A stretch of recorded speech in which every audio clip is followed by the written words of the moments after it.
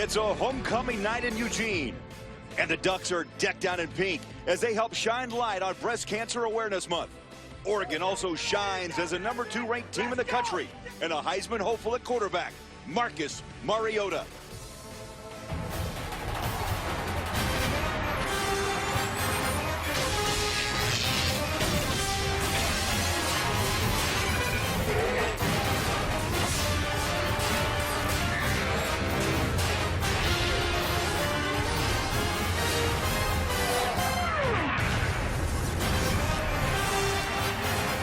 Big welcome to Fox College football. The Ducks are on the field tonight. Washington State's air raid rolls into Eugene to take on the second-ranked Oregon Ducks. Hello, everyone. Craig Bullerjack, so glad you're with us, and a big welcome to Fox Sports 1 Prime Time. My partner, Joey Harrington, played quarterback for the Ducks, 25-3 as a starter, and a Heisman finalist back in 2001.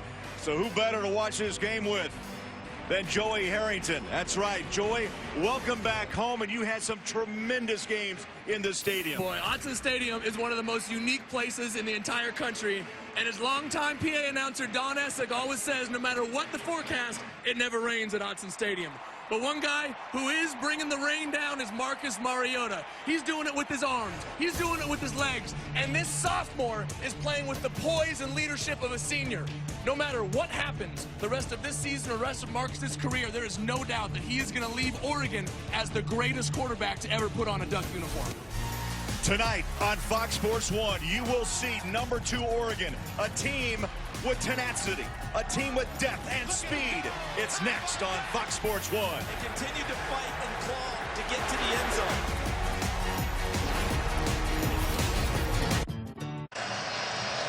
zone. Welcome back to Fox College Football, presented by Geico. Oh, the moon is rising over Eugene. Washington State brings a potent passing game to Eugene, and for more on the Cougars, let's send it downstairs. Our third man of the team, Ryan Neese. Ryan? Hey, Craig, Connor Halliday is a solid QB, and when he's grooving, the Cougar offense is one of the best passing offenses in the country. They're currently ranked 8th in total passing yards in the country. Halliday is an unbelievable quarterback. He has a great arm. He can distribute all over. He's going to be challenged here today because of the crowd noise at Autzen Stadium. Joey knows this. Joey knows that this crowd can disrupt an entire offense, and the other reason he's going to be challenged is because of the defense. It's the #1 ranked defense in the Pac-12. Oregon's defense that flies around and creates plays. He's going to be challenged here tonight, guys. Mark Helfrich, the rookie head coach of Oregon, the former offensive coordinator who took over after Chip Kelly made the jump to the NFL, and so far has been a very smooth transition.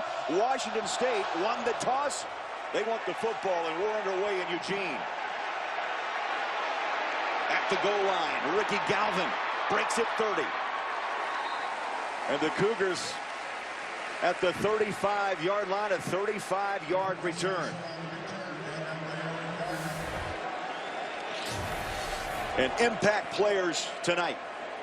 Craig, you're going to see the ball go to a bunch of different receivers, but keep your eye on Gabe Marks. He's going to get the majority of the targets, and when they get into the red zone, to pay attention to Vince Maley. He's a big target that Connor likes to throw the ball up to. But Ifo Ekpre-Olumu leads this secondary for Oregon. That is one of the finest, not only in the Pac-12, but in the country. So Connor Halliday, shotgun. He's got Marcus Mason alongside, and this quick strike offense does not waste time as they go to Craycraft, number 84, and a pickup on first down of 14-yard lines.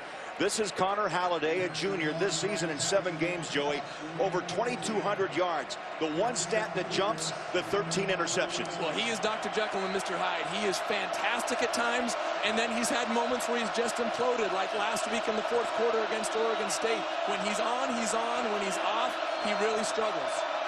On first down, a quick strike, and traffic to the 40. The ball jumps out. They're going to call and wave it incomplete. Gabe Marks, the intended receiver, leads his team with 46 receptions, and he was knocked down and hit by Brian Jackson. You're going to see Connor get the ball out of his hands very quickly tonight. They do not waste time getting up to the line of scrimmage, and they don't waste time getting it out of their quarterback's hands. There's going to be a lot of balls where he doesn't even grab the laces. He just goes. Mason and Caldwell line up alongside Halliday. Caldwell gets the carry off the right side, a 3-yard gain. Get ready just to buckle up tonight, Joey, because both these teams run over 70 plays per ball game. In fact, the Cougars are good for 73. Oregon goes for 78 plays a game. Well, you know what? That 78 plays, I think, is a little misleading because up until this point, they've been slowing the game down in the second half. Against Washington last week, they had over 80. I wouldn't be surprised if they had 45 plays here at halftime. 4 wide receivers set on second down. Up top, man coverage. And a battle for the ball. It's incomplete as it drifts out of bounds. The intended receiver, Vince Maley, transfer out of Sierra College. And, Joe, he's made an impact over the last few weeks. Well, he has. He's only seen the ball 14 times. But of those 14, 5 of them have been touchdowns. I think right there he just didn't expect the ball or didn't see it coming. But we saw Connor Halliday throwing a jump ball, trying to get his big receiver, 6'3", 240 pounds, trying to have him go up and make a play. Mike Bowen for the 32nd time will punt the ball, averaging just under 40 yards a kick, and a nice high hanger. Fair catch. Wade Ford is going to take a kick inside the 10-yard line. Cougars on top of it at the 8-yard line, and a 40-yard punt. And Oregon will start inside their own 10-yard. Impact players. On the offensive side of the ball for Oregon, if DeAnthony Thomas is healthy enough to play, he is a game breaker. But if he doesn't go, keep an eye out for Thomas Tyner and Byron Marshall in the backfield. Braylon Addison has made the transition from being a high school quarterback to a game-breaking wide receiver for Oregon. And in the secondary, pay attention to Dayon Buchanan, one of the hardest-hitting safeties in the Pac-12. Marcus Mariota on first down. Play action, throws near side. John Huff. Question whether or not he was healthy enough to go tonight. He had an ankle issue, was in a walking boot for a few days, but just picked up 17 yards. And here is the Heisman hopeful. This season, 6 games. He has an arm. Joey, as you mentioned, he can run. 25 total touchdowns. Has yet to throw an interception. And that's the most impressive stat line right there. Hands the ball off right side. That ball is knocked down, 26-yard line. Byron Marshall should get a heavy load tonight, and he just said hello to Daquan Brown, the corner, number 25. Byron Marshall has done a very nice job filling in for the injured DeAnthony Thomas. Last 3 games has gone over 100 yards. Kind of an unheralded back, has done a great job filling in for DeAnthony. Backfield's empty, 5 wide receivers on second down and long.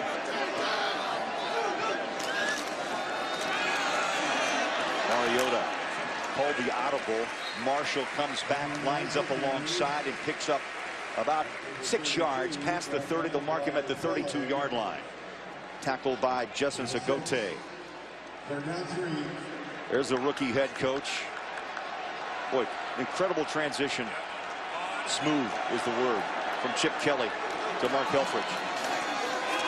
On the ground again.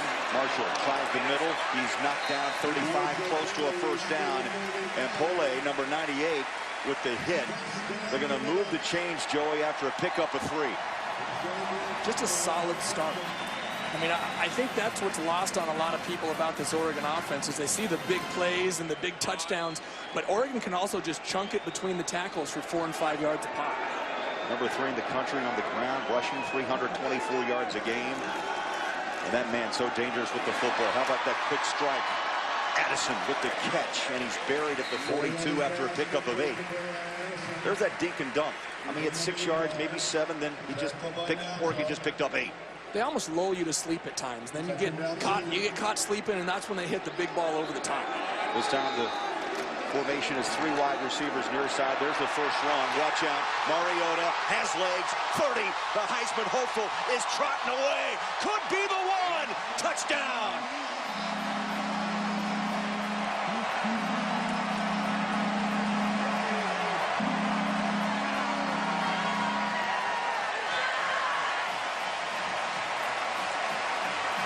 Greg, he does it in so many different ways.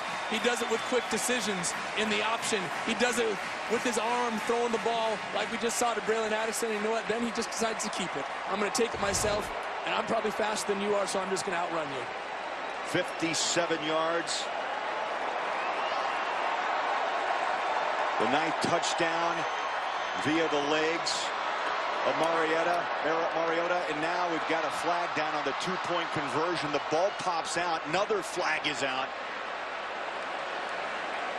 And Joey, this is just old-time scrum football. It looks like rugby right there. At the 20-yard line. I think it surprised us all that instead of that extra point by Mark Helfrich, a decision to go for two, multiple flags out.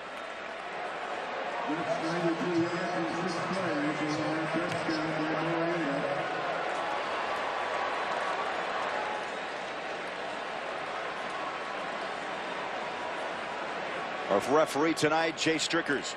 There are two fouls on the play, both on the offense. Holding on the offense, number 9. Also, illegal forward pass, a second forward pass on the offense. Both penalties are declined. Extra point is no good. So we've got a 6-0 game after a 57-yard sprint by Marcus Mariota. Ducks by 6. Marcus Mariota, 57 yards, made it look easy. 6-0 Ducks. Well, he made it look easy against the leading tackle in the Pac-12. Watch him put a move on EUGENE right there in the hole. The last guy possible to make the tackle is that safety, and he made a pretty dang good safety miss right there in the open field. Matt Wogan, true freshman, teed up, 35-yard line.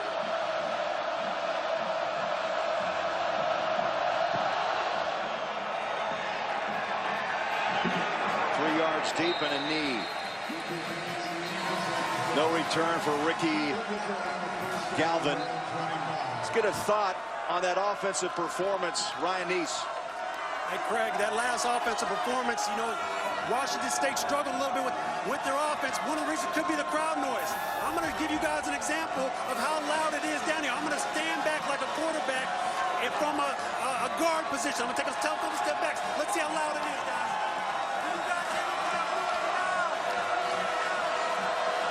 Can barely hear me. That's how loud a crowd is up here. It's distracting to an offense. Oh, Ryan, I love that. Joey stepped about, what, 3 feet back? As Halliday throws it deep, incomplete. Well, he didn't even step as far back as the shotgun formation. I mean, that's why you see so many hand signals and silent counts when you get in a shotgun on the road. That noise on the road, especially here at Autzen, just gets to be deafening at times. There's Mike Leach, second year, great success at Texas Tech, 10 years, 10 bowl games. Last year, 3-9. Already, Washington State with a record tonight of 4-3. You'll line 3 wide receivers up top. Flag is out as they hit a hot slant. Dom Williams makes the reception to the 40-yard line, but a flag's out. That was a 15-yard gain, but hold on. It looks like they're going to get Taradni Prevost. Offside, defense, number 86, moved into the neutral zone at the snap. Penalties declined. Down is 1. So put 15 on the board and a first down at the 40-yard line at the 39.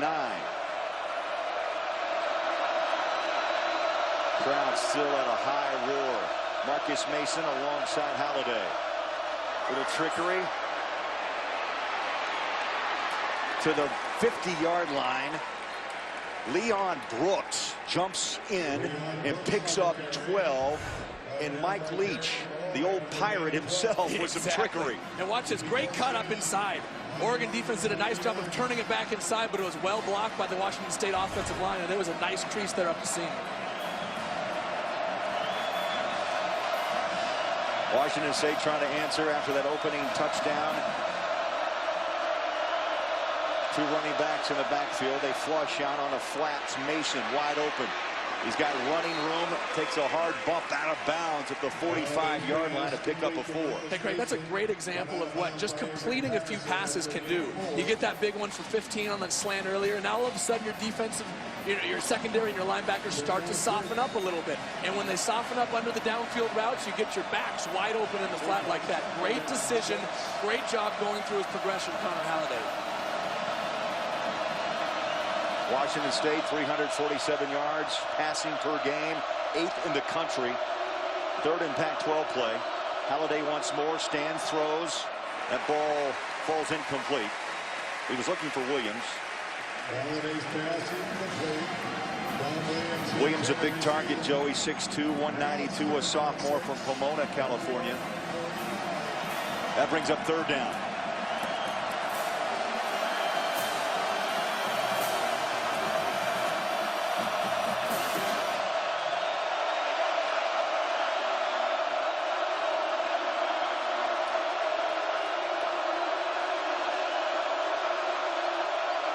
Halliday's barking as loud as he can. Movement. Hot slant. Ball's out. Incomplete. I don't see a flag. They wanted Gabe Marks. Well, you wanted Gabe Marks, but who we got was Terrence Mitchell. Very nice play in the cornerback position here.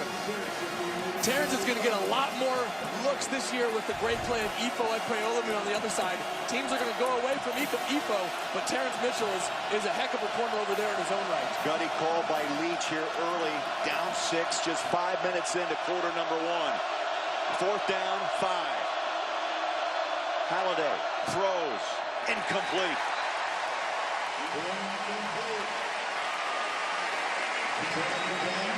So Leach gambles, gives the ball up on downs. And we'll see more of Marcus Mariota, the Heisman hopeful, when we come back on Fox Sports 1.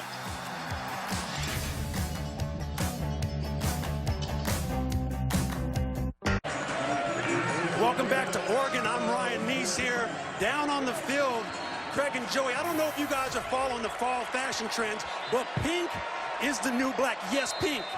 This is the color of the helmet. This electric pink helmet is the helmet that all the Oregon players are wearing here in honor of the Breast Cancer Awareness Month. All the players decided themselves to come up with this idea to wear these pink helmets to support the cause. What a great opportunity to expose their fashion trends. This is one of the things that I love about Oregon, and I'll tell you what, they're doing it for a great cause. Real men wear pink, fellas. Absolutely. Ryan, great report. I'm with you all the way, and this hurry-up offense continues as Huff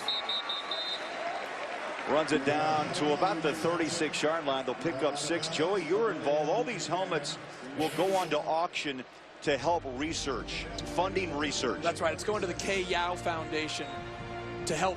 All goes to cancer research. And there's an auction starting. Dan Fouts has signed a helmet. Ahmad Rashad has signed a helmet. These helmets are going to be auctioned off for a fantastic price. How about that throw? Couldn't have put it better as Huff went down to grab it at the 16-yard line. 21 yards. Mariota to Josh Huff. Fresh downs inside the 20-yard line. Big hole up the middle. Inside the 5 goes Marshall. Now 1st and goal for the Ducks at the 3-yard line. Already up 6. And here's what Oregon does. As soon as they get a big play, they come right back at you. Handoff up the middle. Marshall pushes. And just inside the 1-yard line. Marshall, a sophomore, averages, Joey, 92 yards a game. Last week against the Huskies, 19 carries and had a nice game of 106 yards. And now he pushes, and what do you know? In goes Marshall. Touchdown.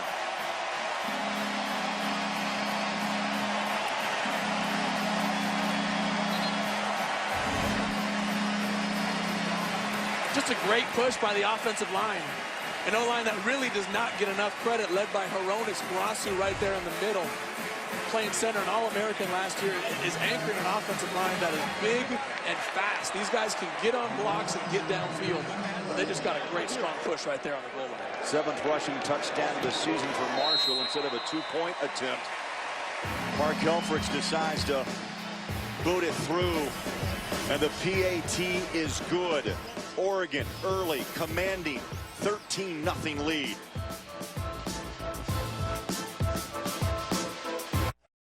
Byron Marshall celebrating his 1-yard touchdown plunge. Joey, the 34th touchdown drive for Oregon this season, less than 2 minutes.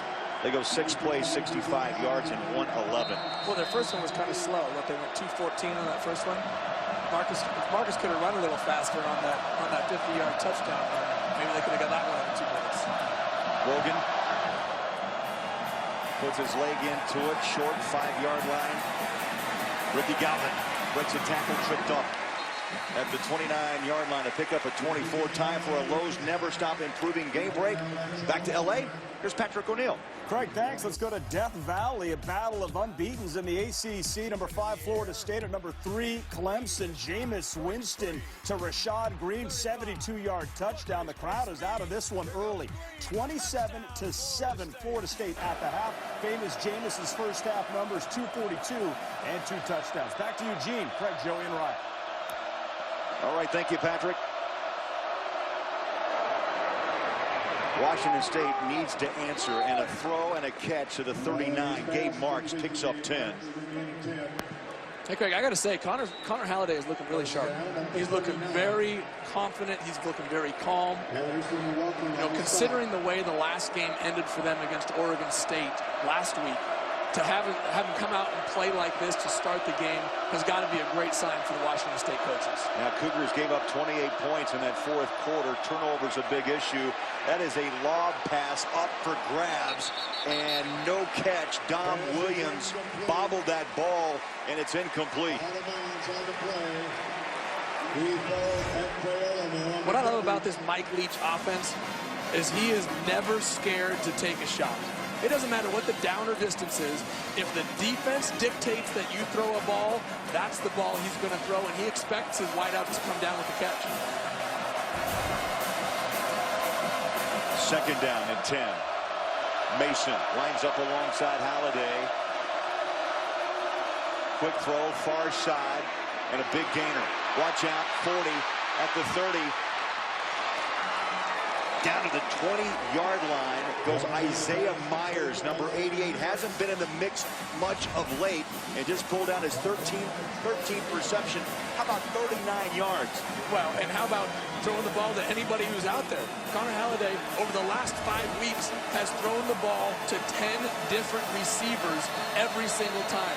This is an offense that will spread the ball around. It's not about feeding one superstar. It's about finding what the defense is allowing you to throw and simply taking it. Halliday does a great job going through those progressions. Joey, I don't think there's really someone he would say, I have a favorite target. He likes anyone that's open. Don't we all as quarterbacks? Timer, set the game clock to 7:45, please. We got equipment repair on the chains. Got an equipment malfunction. Don't see that very often. Got a broken chain, got it fixed. Clocked at 7:45. Cougars on the drive, down by 13. Fresh downs at the 23-yard line. Halliday shotgun, throws out of the backfield. A ball bobbled incomplete. Off the hands of Marcus Mason. Brings up second down. Tony Washington Jr. Good pursuit, big number 91. Big guy who runs really well. I had the chance to run into Tony yesterday at the facility, and what a fantastic guy. Just a nice young man who's a heck of a football player as well. A big guy getting out and covering a running back out there in the flat. That's pretty impressive. 6'3", 245, kind of a hybrid DN from the linebacker position. Halliday, shotgun, feels pressure, flushed. He's got room to run. He tucks and takes it out of bounds, takes a hard hit just inside the 20-yard line, and a late flag comes down the sideline. And it was Derek Malone, the weak side linebacker, very active, got a little over anxious. But Derek Malone leads this team in tackles, and I think he just got a little aggressive there on the sideline. Malone is all over the field, averages 8 play, tackles a game. Personal foul, defense, number 22. Secondary act, throwing the quarterback to the ground. Half the distance to the goal, first down. You see Coach Helfrich not happy with the call there. I don't think it's the contact made, but the fact that Malone took him to the ground once he was out of bounds. Rode him down. It's tough as a defender to stop your momentum, especially when you leave your feet to make a tackle. But they're going to call that every time, especially on a quarterback on the sideline. Mason and Caldwell lined up in the backfield with Halliday. First and goal. Halliday dances out of trouble, again has room. And he'll dance out of bounds at the 11-yard line. He'll lose 2 on the play. How many times have you seen a quarterback break contain deep in the red zone and have a receiver break free in the back of the end zone for a touchdown. Great job of coverage by the Oregon secondary, because that's an extremely tough thing to do. You rely on your defensive line to pressure the quarterback, keep him in there, force him to make a bad decision. But when he breaks free and you have to guard a guy for 5, 7, 10 seconds down the field, that's a real tough job. Second down goal. Blitzer coming up the middle, picked up. Got man coverage and turning and stumbling. It's incomplete. Ricky Galvin open, but the ball was thrown on his opposite shoulder. Oregon came with the pressure this time, forcing Connor to get rid of the ball early. Forcing him to throw hot out in the flat. He had the guy initially open, but that was a ball that needed to be on the line, and put it right in his chest so he has time to make a play. Otherwise, the defense can recover and make the tackle. Washington State 0 for 2 on third down conversions. They need one here to keep this drive alive. Third and goal. High snap. End zone. Up top. Corner. Got him! Touchdown, Williams.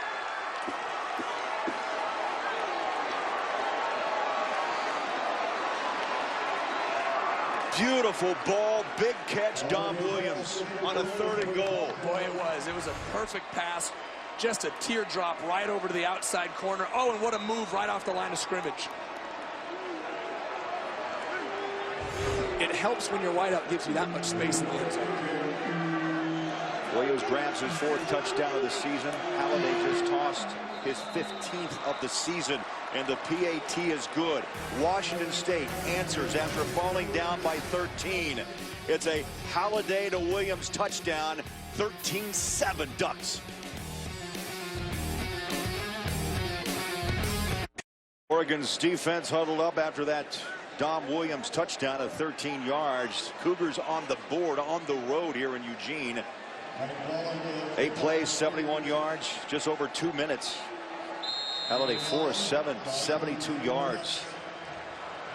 And Joe, I think you'll agree, a much needed statement drive after trailing by 13 by the Cougars.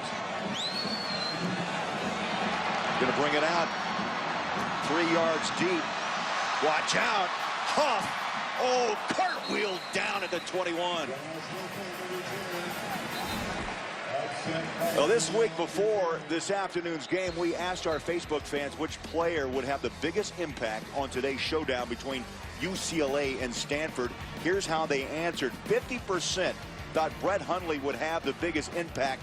25% went with Ty Montgomery. And Joey, UCLA losing for the first time today. In a way, Hundley did affect the ball game. A tough afternoon, 2 picks, just 192 yards through the air. Yeah, exactly. He was not his sharp self. And even the 192 yards, they were tough yards for him to get. He just didn't look comfortable at any point during that ball game today.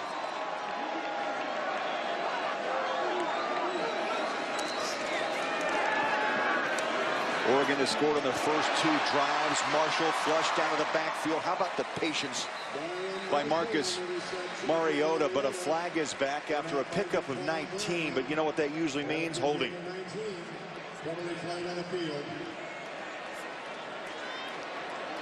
We'll get the call from Jay Strickers. Personal foul, defense, hands to the face, number 95. 15-yard penalty.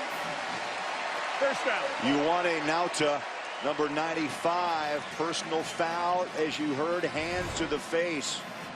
And that is a penalty you cannot afford to have in a game when you're on the road against the number 2 team in the country. You can't give them cheap yards. You simply cannot give Oregon something that they don't earn, because they're going to earn a lot as it is. First down, 45-yard line, backfield empty for Oregon. 5 wide receivers. On a quick throw, what a catch. Up top inside the 30-yard line. Beautiful catch as Darrell Hawkins climbed the ladder for a 20-yard gain. Well, beautiful throw, because what he did is he saw that cover 2 with the high safety over the top and realized he had to stop him right in that hole. And he put it right on his back shoulder, did Marcus. Perfect ball right in the hole for his receiver to catch. 240 consecutive passes now without an interception. In the pocket. All day to throw, has a man up top, but overthrows Huff. And it's incomplete, out of bounds.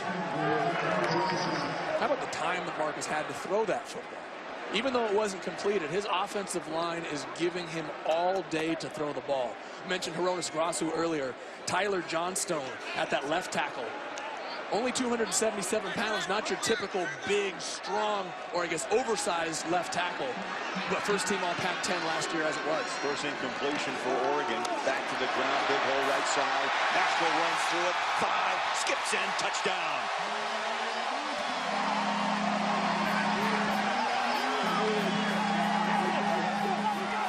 .26 yards. And Marshall finds the end zone for the second time in this opening quarter. Well, Hronis Grasu opens it up the middle. Tyler Johnstone protects Mariota's left side, and the right side there, Jake Fisher and Hamani Stevens do a fantastic job of just clearing the way for Byron Marshall on his second touchdown of the day. Maldonado with the PAT splits the uprights. Marshall, 26 yards. All he needs is a little hole. He finds it and high steps it in. 27, Oregon.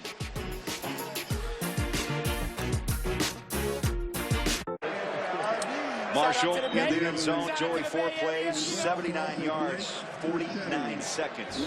Well, you see the touchdown. That's the payoff play. But watch what sets it up. Marcus Mariota, play action, looks to the far left, comes back to his inside receiver, comes all the way back across the field to his back. The patience in that pocket, that's tough to teach. You just have to learn that and have the instincts. Washington State will have to answer once again. Just found the end zone, 5 yards deep and a knee. Experienced the emotional journey of one of baseball's all-time greats through devastating injury in the final days of his remarkable career. Being Mariano premieres tomorrow on Fox with a special encore presentation Tuesday on Fox Sports 1. Oh yes, what a career. A man in pinstripes just across the way, Joey. Nice baseball facility here in Eugene. PK Park. PK Park. Lights are on. The new baseball program back after a few-year hiatus, you could say. 3 wide, top of your screen. Tiandre Caldwell in the backfield. He'll get the pass on a lob outside from Halliday. Turns on the Jets and still bumped out of bounds. Only a gain of 4. And he's out of bounds at the 29-yard line. You know, all these Washington State running backs, they're a very specific type of player. Washington State isn't going to recruit a big, strong Eddie George type running back. They're going to recruit someone who can get out of the backfield quick, put a move on someone in space, and has good hands. All 3 of these backs really fit that bill. Second down and 6. Halliday, pressure, out of the pocket, ball's out. Rolls out of bounds at the 24-yard line. And slow off the turf is Halliday. He took a hit. He took a hit from Baseko Lacumbo and Taylor Hart.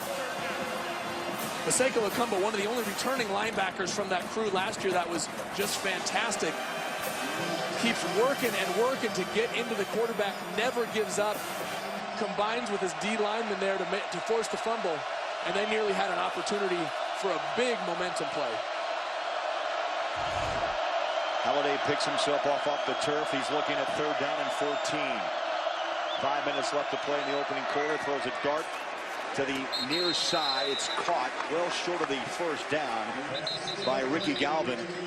They'll mark him out of the 28, a pickup of 8.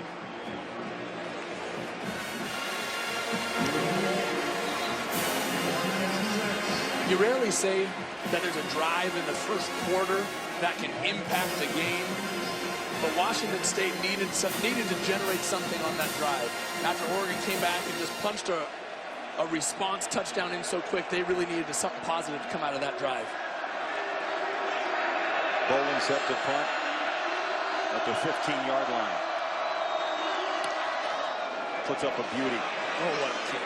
Addison all the way back at the 16-yard line. Flags out. And he's swarmed under at the 32-yard line. Still trying to push ahead. How about that punt? A bowling of 53 yards and a 15-yard return, but a flag back inside the 25.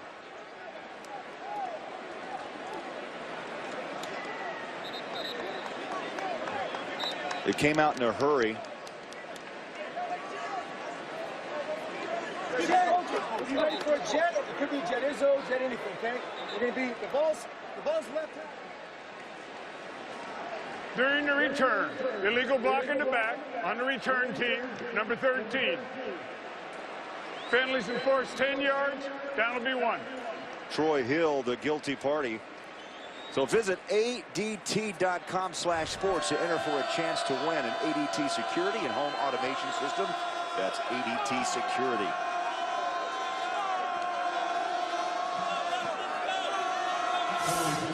So the penalty will put the ball, Joey, back inside the 20 at the 16-yard line. Ducks up 20-7, still with just over 4 minutes left in this opening quarter on a homecoming night in Eugene. Mariota, far side. Boy, makes it look easy. It's not 10 or 12. It could be 30. Pitches it outside, a pickup of 13 and a first down. Watch Marcus's feet.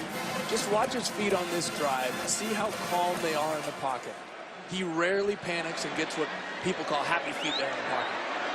He has found his rhythm early. This time rolls. And still, Joey, on a string, incomplete to B.J. Kelly. Hey, even in that situation right there when he got flushed out, he didn't panic. He stepped up in the pocket, realized that it was collapsing, and then calmly got himself to the outside. He missed the throw. I think he probably wishes he could have had that one back because he had his wide receiver running open there. But he did a good job of getting himself in position to make that play. This will be the 19th play for Oregon in this quarter. Just under 14 minutes or 4 minutes left in the first quarter. High snap taken. Marshall, looks like maybe a horse collar. He was hit up high and he's dropped down at the 30. Xavier Cooper. And this is a big, big play for Washington State. 3rd and long.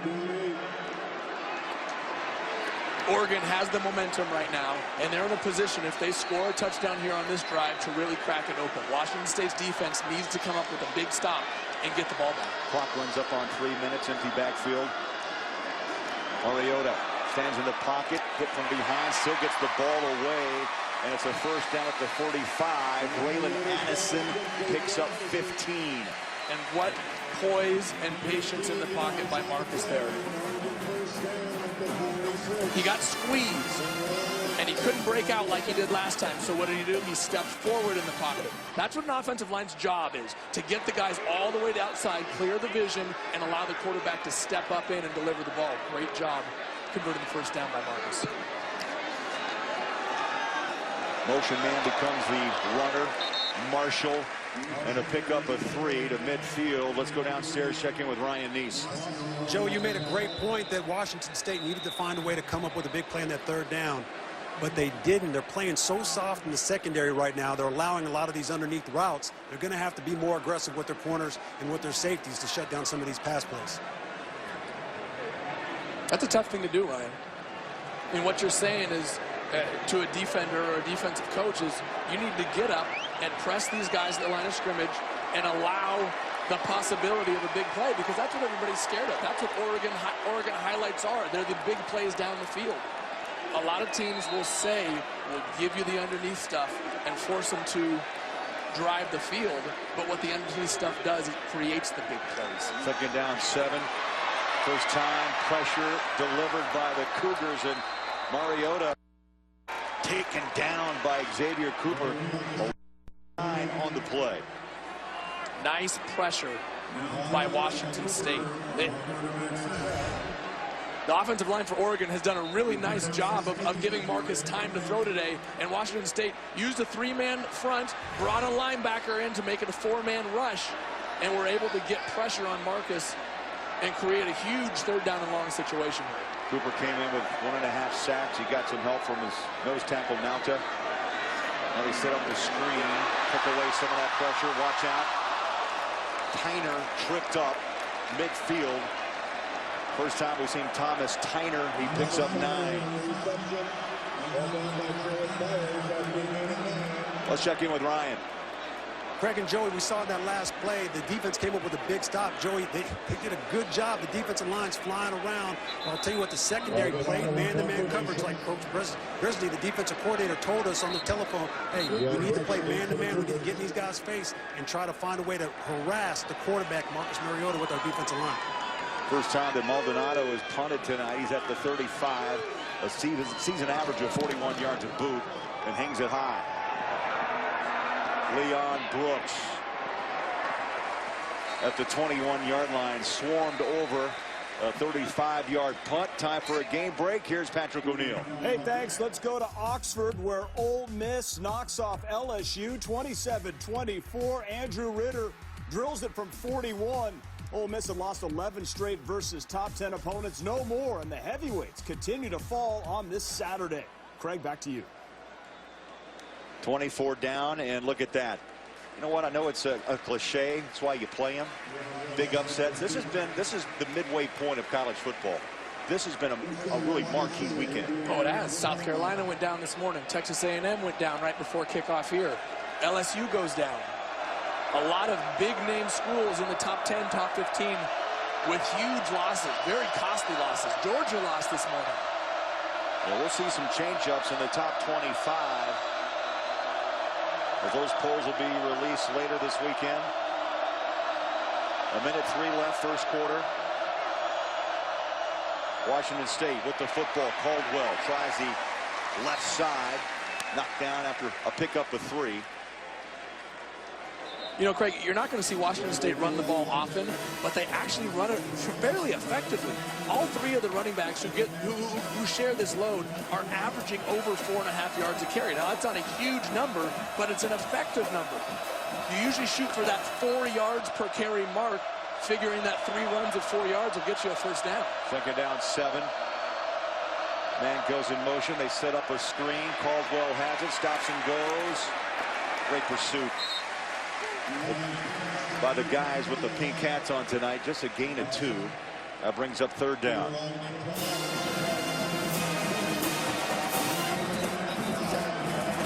That should be the last play of this opening quarter, where you saw Oregon bust down early on a 57-yard run by Mariota. Marshall a couple of touchdowns. Dom Williams, the lone touchdown for the Cougars of 13 yards. We played 15 minutes. 20-7. Oregon, number 2 in the country. Pink. Oh, it's in vogue tonight in Eugene. We'll be back on Fox Sports 1.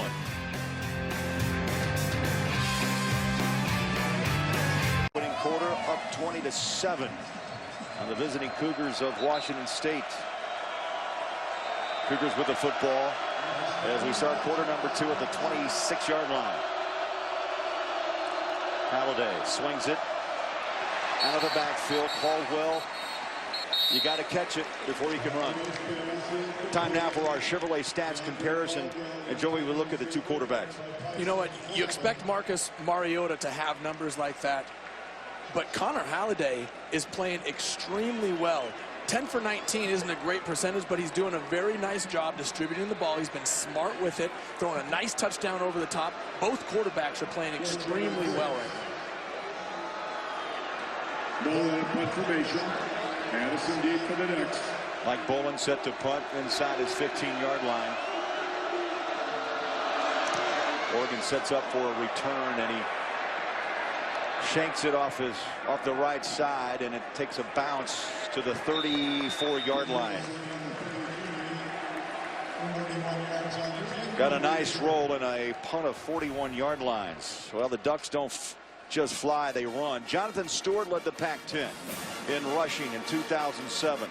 Blunt and Johnson in 08, 3rd in the FBS. How about LaMichael James could stop on a dime. Barner, 2nd in school history, and then DeAnthony Thomas. Oregon has a very rich tradition of running backs here. Going back, Ontario Smith and Maurice Morris in 2001 both went for 1,000 yards. You go all the way back to Ahmad Rashad, Bobby Moore when he was playing there. Mariota, how did he do that? Making something out of nothing. He danced, waited, threw that ball to the flat far side, and picks up 16. Well, he knew where his outlet was. That's what great quarterbacks do, is they know where to go to get themselves out of trouble. He got contained out there on the edge and knew that he got his guy standing on the sideline. He just flicked him the ball out there, and there was no one to make the tackle. They stack 3 wide receivers up top, and the ball off straight away. It's Tyner who pushes the pile about the 46-yard line to pick up a 5. Tyner, this young man has big aspirations, a true freshman.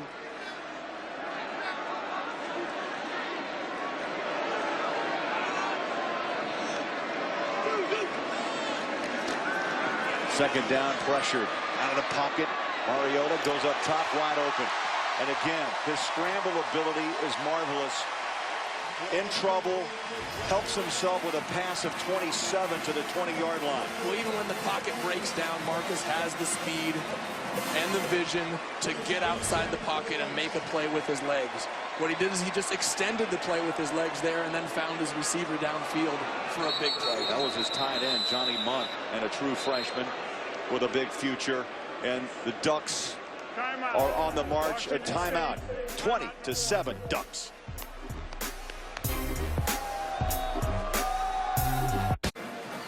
Oregon students having a good time so far tonight. 20-7 Oregon. You look at those offensive leaders.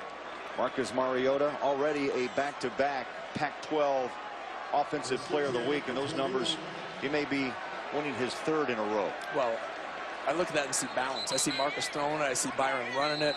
I see the receivers, Josh Huff, doing a great job catching and running with it after they receive it. On a play action, Mariota goes up over the top.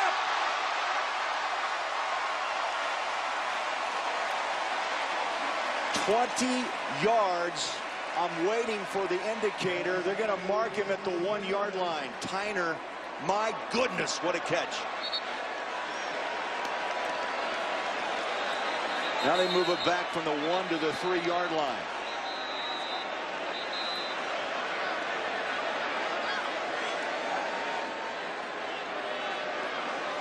My guess is they'd be checking the spot. The runner was short of the goal line. Previous play is under further review. So they're going to have the replay up top by replay official Fred Gallagher.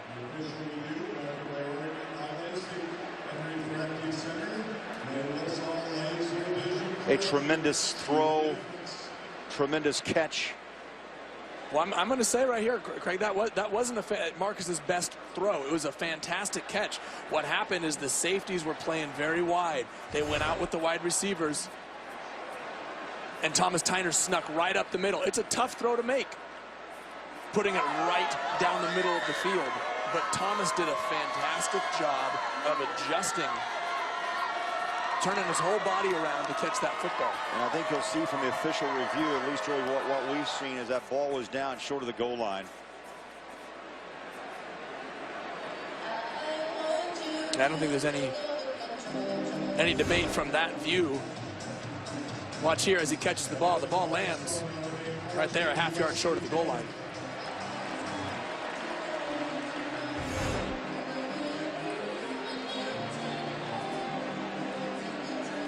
And here is the call. After further review, the ruling on the field is confirmed. The pass was caught. Oregon ball, first down and goal from the 1-foot line.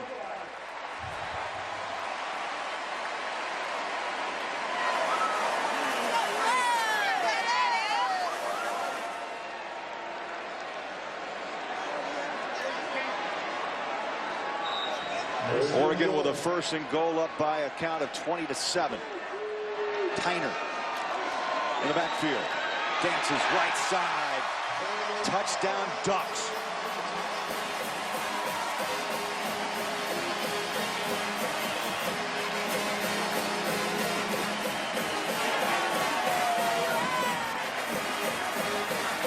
Washington State got a really nice push up front, right through the middle. See right there, they split the A gap, but Thomas Tyner sees it, has great vision in the backfield. A little jump cut to the outside and slides in for the touchdown. Nice vision by Thomas there. Logan with the PAT. Chip shot is up and good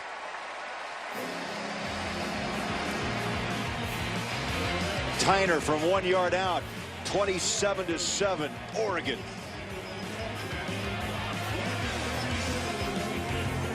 Tyner celebrates the 1 yard touchdown, and again, a drive under 2 minutes. The 36th touchdown drive under 2 minutes for Oregon. And they build a lead now of 20, 27-7. Ricky Galvin set to return the kickoff.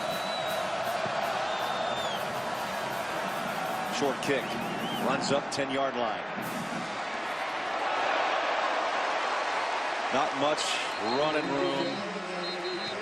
Does pick up 13. Time for a game break. Let's check in with Patrick O'Neill. Hey, thanks. Let's take you to South Bend and one of the game's great rivalries, USC versus Notre Dame. Last chance for the Trojans. Cody Kessler to Nelson Aguilar. Broken up. Great hit. Irish hang on for a 14-10 victory. They improve to 5-2, and Craig, the Trojans fall to 4-3. All right, thank you, Patrick. That is one of the great rivalries of college football. Tough year for the Trojans. Oh, absolutely. Lane Kiffin out a couple of weeks ago. Washington State needs points. Oh, my. Halliday never saw Tony Washington. And a loss of 8. Joey Halliday has been harassed in this first half. He has. Remember, we're talking to Brian Jackson yesterday, the safety for the Ducks. Said we never want an offense to know where we're coming from. They never want them to know how they're lining up, because as soon as the quarterback identifies what they're playing on defense, he knows how to attack them. This Oregon defense is going to give you so many different looks, and they're hoping to spring someone free on every play. Second down and 18. Halliday in the pocket. Downfield coverage, flush from the pocket. Still gets the ball away, and he makes a connection. Ricky Galvin helps him out. Pickup of 18 to the 31-yard line. What a fantastic play by Connor Halliday there. He stayed in the pocket, waited for his routes to develop, and then when he was forced out, he stayed in a passing position. He didn't panic. He kept his eyes downfield and delivered a strike. I've been really, really impressed with the way Connor has played here in the first half. 2 sacks, 5 hurries. Delivers a first down. Clock runs up on 12 minutes left in the first half. There's a quick throw far side. Bobby Ratliff with the reception. They'll gain 2 to the 34-yard line. How about that? Washington State gets the ball out of their hands so fast, it's almost like a shot put. I mean, he didn't bother to find the seams. He grabbed it and just kind of pushed it out there because they saw something. They recognized a mismatch, a numbers advantage, and they want to get the ball into their hands of the receiver as fast as possible so they don't give the defense a chance to recover. Leon Brooks, Isaiah Myers, Ratliff. Lineup, wide receivers for Washington State. Second down and 8.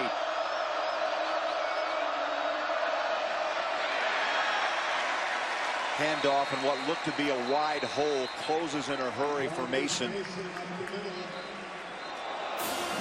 Now we've got a flag.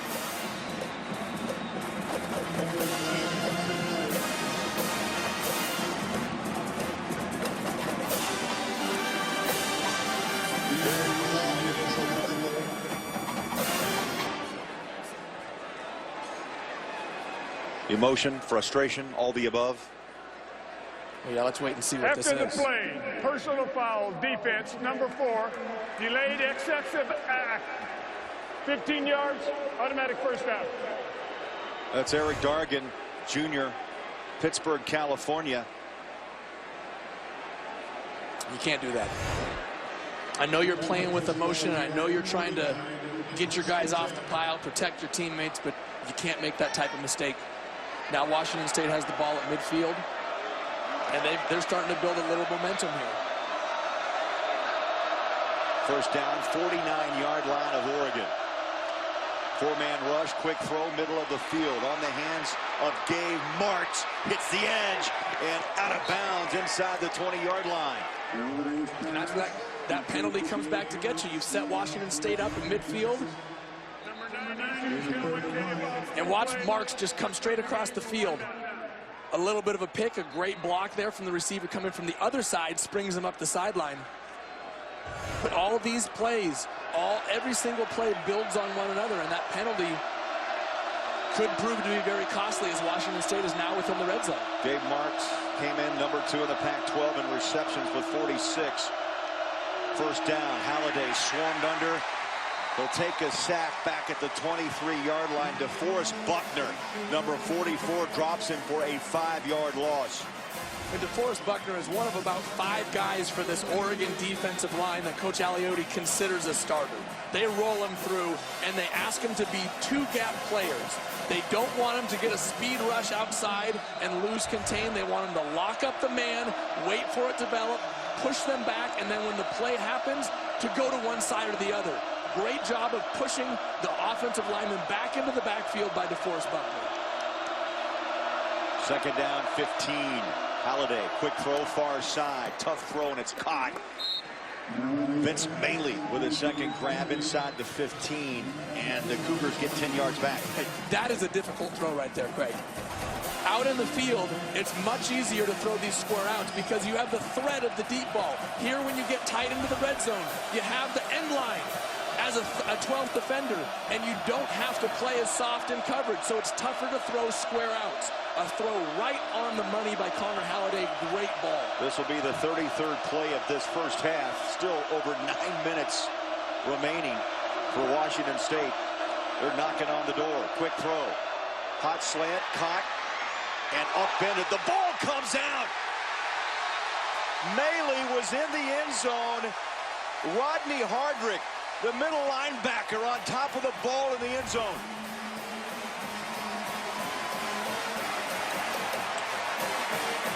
You love it when receivers give great effort. But in this instance, fighting for those extra yards, expose the ball. Dargan puts his helmet right there in his gut and pop the ball out. You got to protect the football. He knows it. Maley knows it. You saw his head go down there. Joey, how about the play, though, by Dargan? He was just hit with the personal foul, comes back, puts his hat on the ball, and Oregon covers up for a touchback in the end zone. Boy, there's some redemption for you. The perfect placement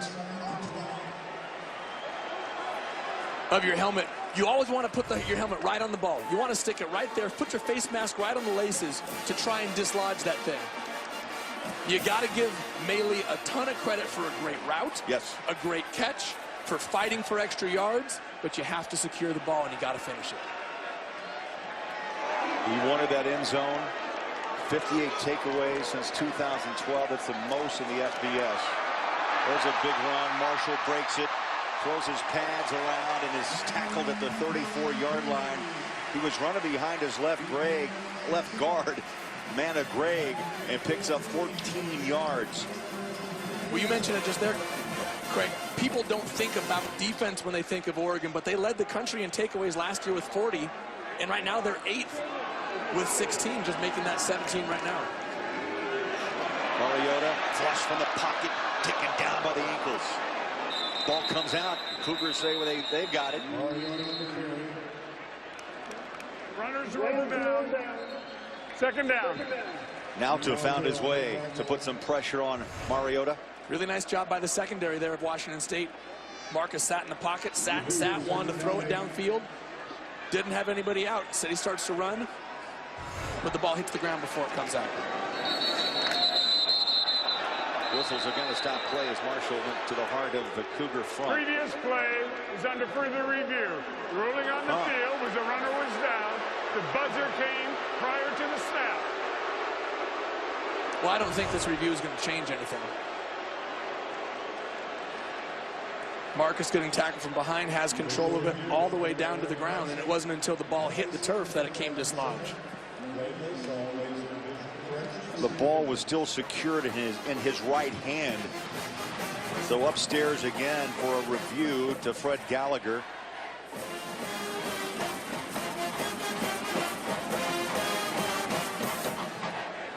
I'm sure they just want to be safe and make sure they've taken every look at it, but this one doesn't look to me as if it's going to be overturned.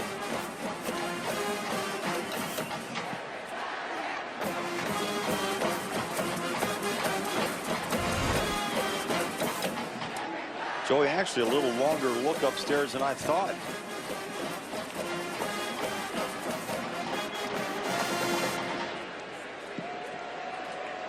Well, from these reviews, from the views that we have of it, I don't see what they're looking at. I mean, this should be a pretty cut and dry move on to the next play review.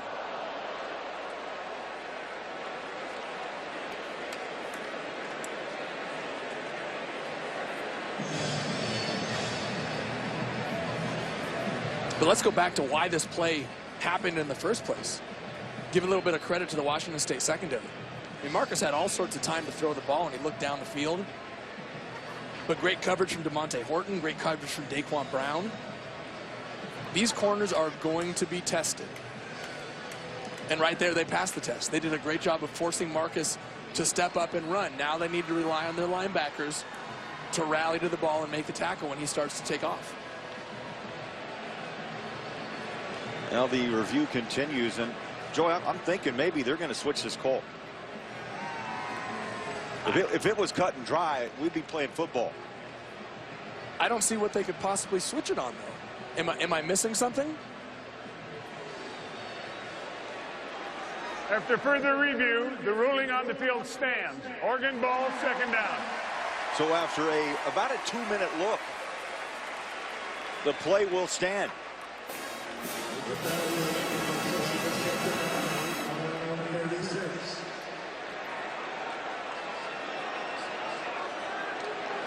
Well, Marcus Mariota goes back to work. 13 of 15, 202 yards. 50 yards on the ground. Here in the first half, clock runs up on 8 minutes to play. They'll take the snap from the shotgun. Stands, again pressured, but still the ball is released and through the hands of Huff. And Joey, a wide open Josh Huff.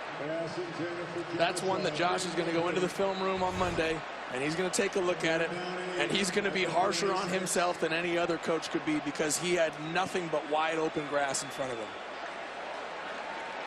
Maybe not grass, maybe wide open turf. You got to be correct, right? Yeah, it is. Yeah. Wide open artificial surface. Have you noticed, though, there's more pressure now being let through? Washington State getting to Mariota. Again, pressure. Ball comes out. Cougars wrap it up, 32-yard line. You hit it right on the head there, Craig. Perfect timing. Washington State had been increasing the pressure they've been getting on Marcus. We've praised him for his composure in the pocket, but you can't stay composed when somebody's sitting on top of you. This would be Mariota's first turnover this season. A near perfect campaign thus far.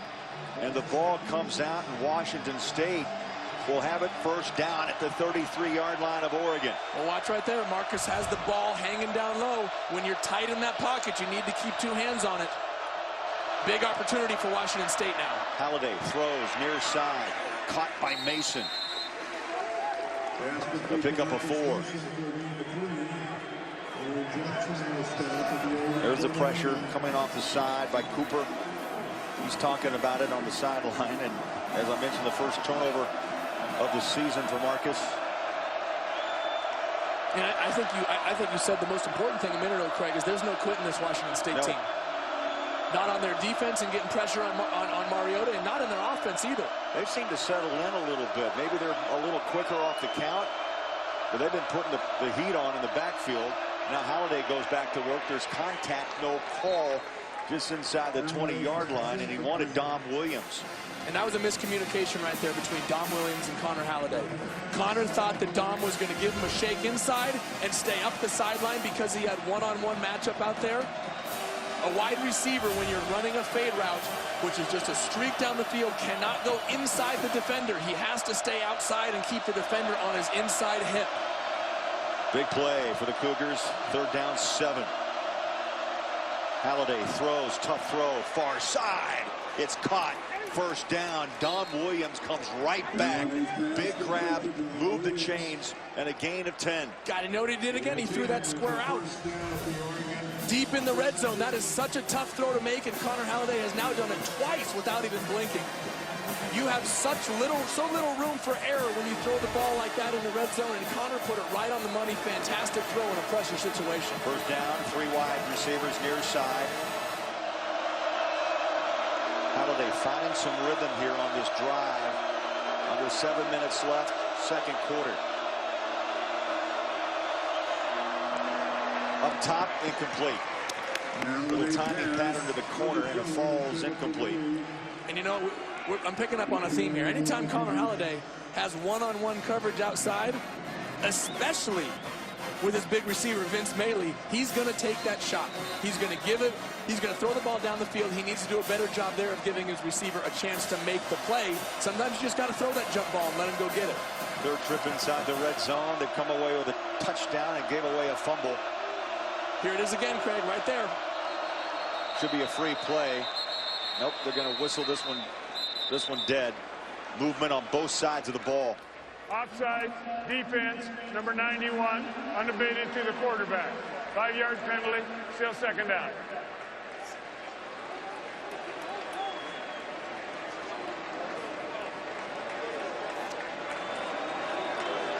Well, you're seeing the nice pink hats tonight.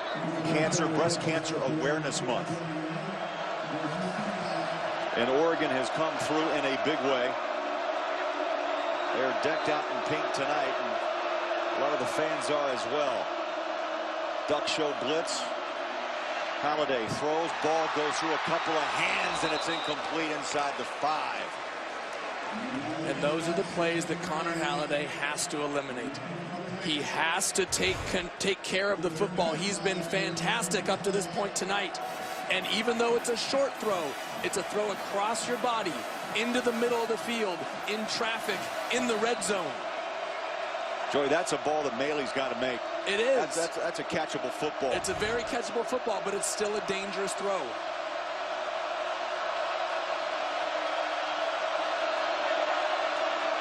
Oh, listen to this crowd as they head into the end zone. 3rd down and 5. Halliday, quick slant, another catchable ball poked away, and it's incomplete. 4th down. Gabe Marks, the intended receiver, and the free safety Avery Patterson with a nice play. Well, he put this ball right in his gut, put it right in his chest. And Gabe Marks needs to make that play, especially at a time when this Washington State team needs a touchdown. They can't settle for a field goal here. Well, that's shown by them going for it right now. They need 5 yards to keep this drive alive. Listen in.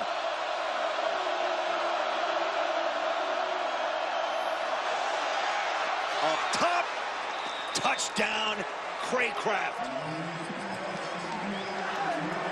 12 yards, corner route, and Joey, a nice touch from Halliday. This is the second time that he has thrown a beautiful ball into the corner of the end zone, over the top of the defender, right in the breadbasket of his wide receiver. I can't say enough how impressed I am with Connor Halliday tonight. He's done a fantastic job and has just brought his team back down for a big touchdown. We're making 27-14, and the point after is good. Craycraft, a true freshman, grabs his first touchdown as a Cougar. Over the shoulder catch. We got a game in Eugene.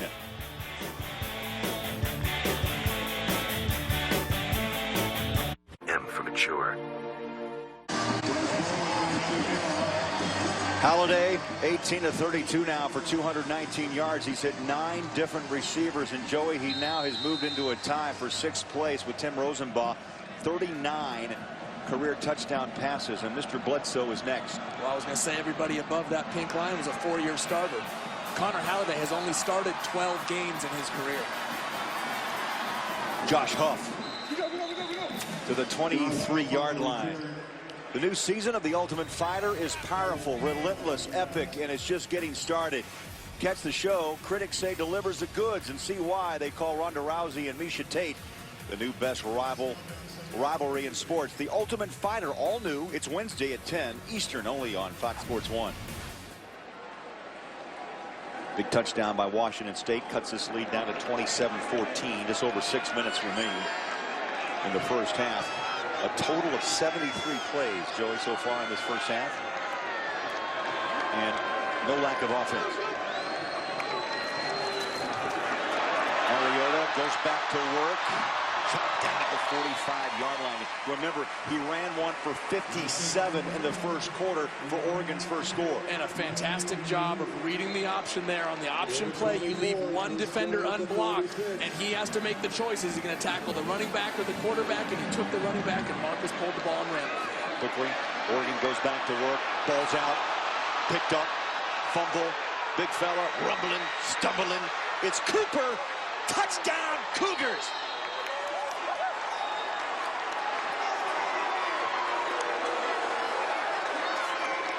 Oh, the emotion of football. And this crowd is stunned. But you know what happened here? For the second time tonight, Marcus is in the pocket, and watch the ball drop. One hand on the football there. When you're in the pocket, when you're under pressure, you got to get that second hand in there to secure it. Twice now, Marcus has been hit from behind when the ball is hanging low in one hand. He's got to secure the ball in the pocket. That's the emotion from the Ducks. Xavier Cooper, the sophomore, pretty good move for a 300-pound big man to the end zone. And the PAT is good, and all of a sudden, this game has made a big turn. 27-21, Oregon at home, #2 in the country, still on top, but the lead is only 6. Well, Cooper, a 300-pounder, just made this a 6-point game. Picked up the fumble, runs it in with 5:35 left in this first half. Well, Cooper made it a 13-point game, and then he made it a 6-point game because he caused that fumble, the first fumble by Marcus Mariota as well. Cooper's kick away from the 35. Deep kick. 3 yards deep. Out comes Huff. Skips out of a tackle, but a flag is down.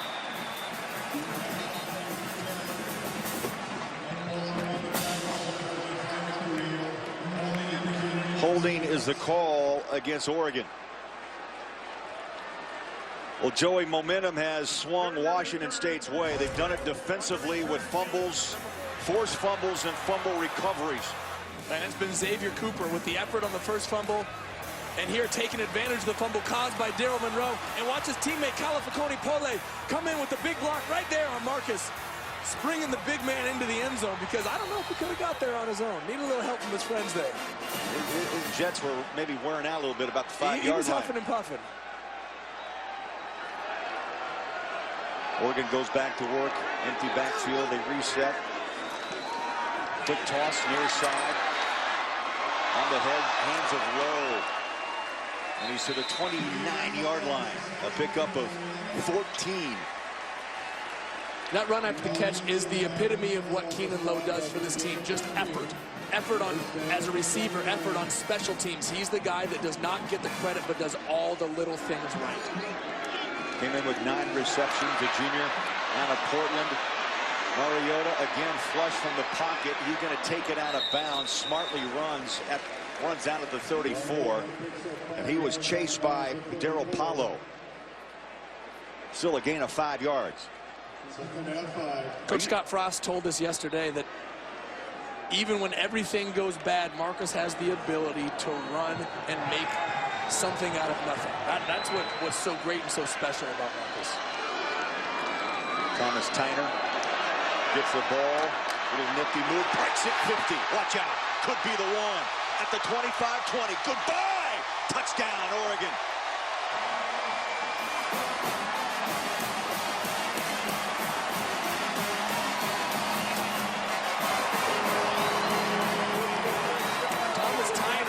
True freshman out of Portland, Oregon. Hey, I got a little wow factor there. Yeah. 66 yards. Speed. Speed, speed, speed. He is not the shifty, make a cut in between the tackles guy, but as soon as he hits that edge, he is gone. A 10-300 in high school. You're not going to be catching him. Maldonado with a chip shot, and the PAT good. Joey, I was a moment away from asking how you thought Oregon would respond after the turn of momentum and emotion. Well, they just turned it back their way. You know what the interesting thing is? Oregon never cares about momentum. They never care about time of possession. And what a block. We just talked about Keenan Lowe a moment ago. Keenan Lowe with the block that springs Thomas Tyner coming in from the outside. Wham! Right there on Dayon Buchanan. Keenan Lowe does all the little things that nobody notices. It's about time he got a little bit of credit, because that block right there sprung Thomas Tyner for a huge momentum-saving touchdown. You know what, they say that's a nomination for the one. I'm going to go ahead and just give it to him. 66-yard run. Do you have that authority? You know what, I just stamped my You just approval. took it. How about 3 plays, and again, the strike of 55 seconds. It's kind of a long drive. 3 plays, 85 yards. 34-21 Ducks.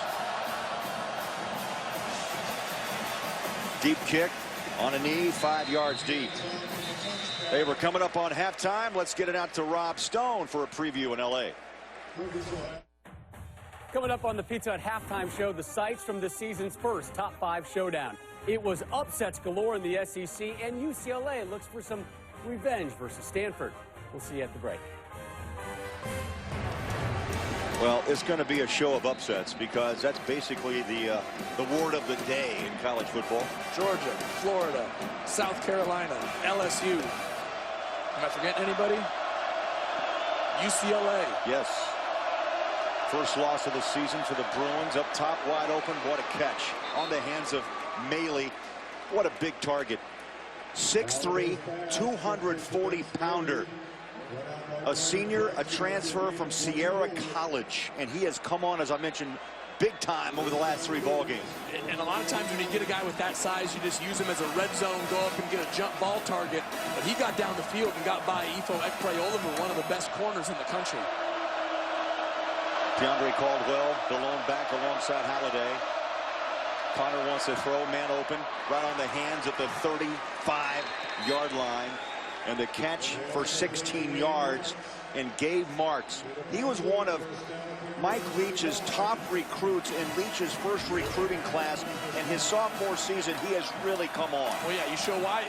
Shows right there why he was one of Mike Leach's top recruits, going back behind his body to make that catch. First down, Cougars, quick throw near side. It's just pitch and catch right now as Myers, Isaiah goes past the 25 to the 22.5. 12 yards. Right now, Halliday with rhythm, with confidence. And they're picking apart the secondary of Oregon. Yeah, unshaken by that long touchdown run by Thomas Tyner. Connor Halliday, we've said it all day, is doing a fantastic job and has just grabbed the momentum back and put it back in his Washington State Cougars pocket.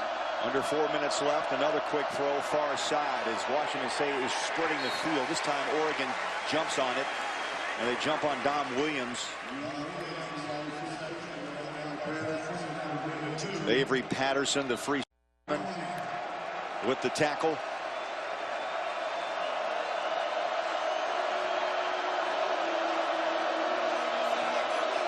Big drive as the clock is rolling up on 3 minutes in the first half. Second down 9. As you look at Halliday and into the eyes of this junior from Spokane, Washington. Quick throw, timing pattern, lobs it up for grabs. His receiver fell down, intercepted. Oregon's got it. Or did he step out of bounds?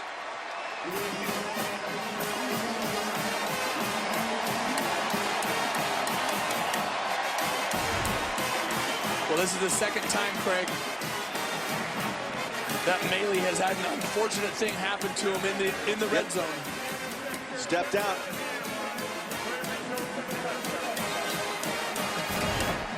Two drives ago, Maley reaching for the goal line, fumbled the ball. Washington State got no points out of it. This time he just gets his feet tangled up with Ifo Ekpreolemu. and falls down and doesn't even give his quarterback a chance to knock that down. It was an easy interception by Efe. Halliday is a talented player, tries to sometimes squeeze the ball through the window, and for the 10th straight game, Joey, an interception thrown by Halliday. Marshall dances out of trouble to the 26-yard line, a pickup of 6. You know what, though, Craig? I'm not going to give that one to Connor. That one's going to go on his stat sheet, but I'm not giving that one to him. That was just, you know, he made the right decision, threw the right ball, and that it was unfortunate that his receiver's feet got tangled up. Marshall stopped and still on second effort. Tell you what makes backs great: yards after contact. Both of these guys, Byron Marshall and Thomas Tyner, are strong backs. First down, quick throw, far side. And sliding out of bounds is the tight end, Johnny Munt. How about Johnny Munt coming onto the scene here? Colt Lyerla leaves the team a couple weeks ago. Pharaoh Brown was injured during camp, and Johnny Munt essentially took every single rep, and as a true freshman has come through big for the Ducks this year. Brown back healthy after injuring a foot, as you mentioned, in fall camp. Play action, Mariota, quick throw. What a release as he finds Braylon Addison. Addison's a great story. He was a quarterback in high school. He's a little lighter this year, about 10 pounds, and able to move quite well. Well, Coach Frost said that he finally learned how to play the wide receiver position and has emerged as a huge playmaker for Oregon. Up top, deep ball. Incomplete at the 20-yard line. Josh Huff, the intended receiver. Downstairs we go. Here's Ryan. Correct, Joey. Marcus Mariota was on the sidelines right before this drive, telling all his offensive guys, hey guys, let's keep it going. We're doing a great job. You know, this is his chance to continue to show his leadership. He's becoming more and more of a vocal leader, and that's what the coaches want from him. And now he's out there playing well and distributing the ball and leading this drive. Hopefully he can put points on the board. Ron, we had a great talk with Marcus yesterday. He is quiet, but yet leads with a roar at times as well. This is presence on the field. This team responds. A quick throw, far side. Addison with another grab to the 45-yard line, a pickup of 3. Well, it's hard not to follow a guy like Marcus. He's had so much success at a young age, yet stayed so humble. He's not even 20. Not even 20 years old, you're right. How about those numbers here in the first half? Another quick throw, far side. Ball knocked out of the hands of Addison. Good hit by Daquan Brown. Watch Daquan Brown drive this. Marcus throws the ball a little bit on the back shoulder, but that play was made by the freshman Daquan Brown. Very confident young player. A couple interceptions this year already. 4 pass breakups. He leads the team. This guy's not afraid to put his head in there and mix it up. Played at Dorsey High School in Los Angeles. Mariota pressured, throws, oh my. Wide open, Marshall, 20, 15, down to the 13, ball pops out. I did not hear a whistle, and they're going to give the ball back to Washington State. What a huge play by Washington State's defense. We're about to say what a great play. First down, Washington State. We're about to say what a great play this was by Marcus Mariota, buying time in the pocket and finding his running back out of the backfield. But instead, Washington State, there he is, Dayon Buchanan. Yeah, just ripped it right out of his hands, and the ball fell on his numbers.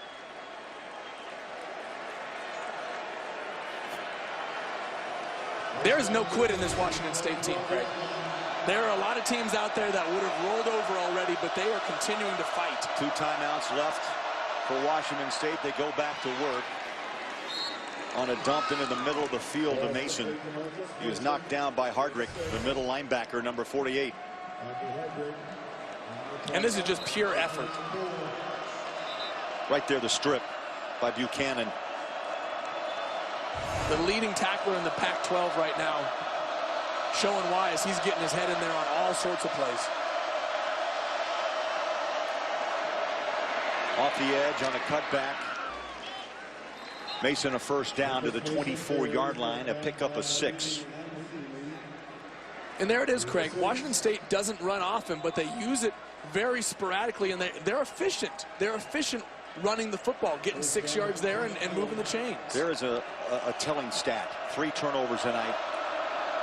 They have protected the ball so well throughout the first half of this season. That ball just simply overthrown by Halliday. And it falls incomplete. Stops the clock. 26 seconds remaining first half. Well, that last turnover, well, every turnover is big, but that last one was especially, because if Oregon had gone in to score there, now you're looking at 41-21 coming out to start the second half, and Oregon's going to get the ball as Washington State started this ball game with the ball. Halliday settles down in the pocket, throws to the flat. Mason the catch to the 30. 6 yards. Timeout. Oregon. Timeout number 1. 30-second timeout. And a timeout. Make sure you stay close. Pizza Hut halftime report. ACC top 5 showdown. Upsets. Oh yes, in the SEC. And we'll take a look at UCLA Stanford.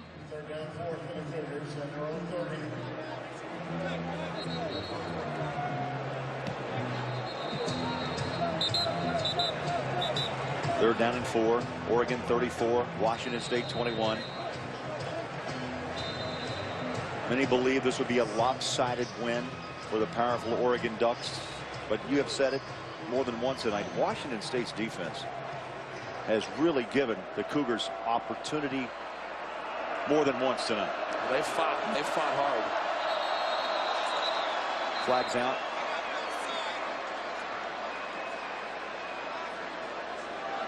Offside, defense by contact, number 92. 5-yard penalty, yardage gained by foul, results in a first down. Kayla Ekipi, number 92. Hard to stop 300 pounds coming across the line. And that moves the chains in a first down.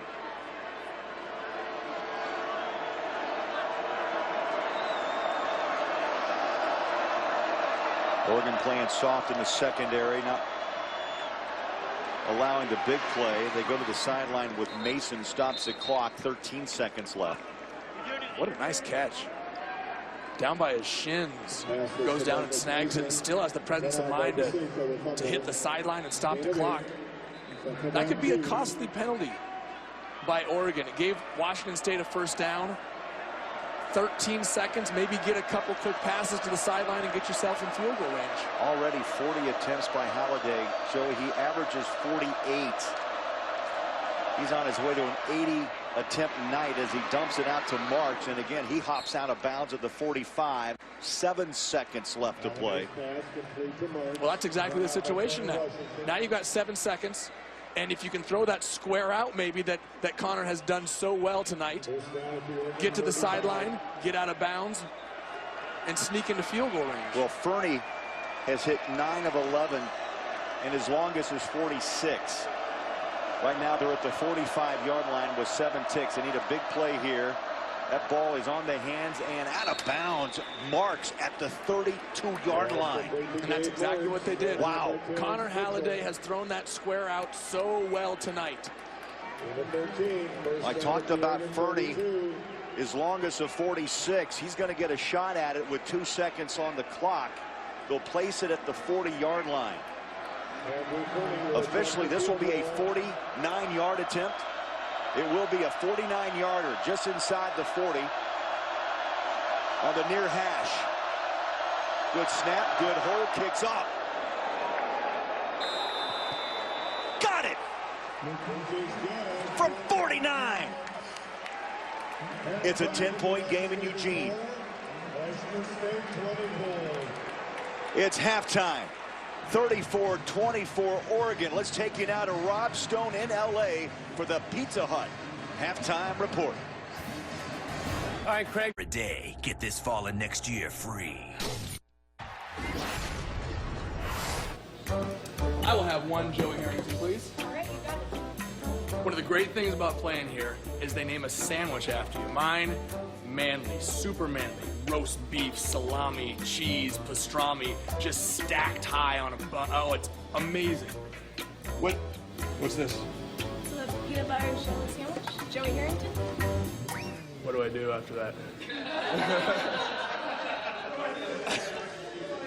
Oh, what did you do? What happened to the beef? Where's the beef? Yeah, Dan Fouts gets the turkey and bacon and avocado. Aaron Brooks gets the pastrami and mozzarella. I get PBJ. And you get the peanut butter. Hey, let's talk about this first half. 800-plus yards of offense, 97 plays combined, and Oregon gets the ball to start the third quarter. Well, yeah, the number of plays and the situation we're in right now is caused by that Washington State defense. Yes. Forced 3 turnovers. Cooper has done a great job of just staying after plays, causing the fumble, returning the second one for a touchdown. The Washington State defense has really facilitated their offense, which has made a couple costly turnovers there right at the goal line and in the end zone. They're doing a great job of keeping this Washington State offense, which can strike at any time, in the ballgame. And a big welcome back as Fox College football continues, presented by Geico. Sellout crowd, 54,000 on hand tonight. And look at these numbers. And Joey, as you know, sometimes it takes a couple of football games, or at least 6 quarters of football, to put numbers like this together. Yeah. Wow. I mean, what is it, like over 700 yards of offense? Over 800 yards of offense. I mean, these guys are just putting the ball all over the place. The difference here, though, is Oregon is throwing the ball and they're running the ball. Washington State's yardage is essentially purely through the air, and Connor Halliday, after a fourth quarter that I'm sure he would rather forget last week against Oregon State, where he had 3 interceptions, has come back today and thrown the ball with an extreme amount of confidence. So we start the second half. It's a 10-point game, 34-24. A first half of turnovers and opportunities taken by the Cougars to make it a ball game. Here we go.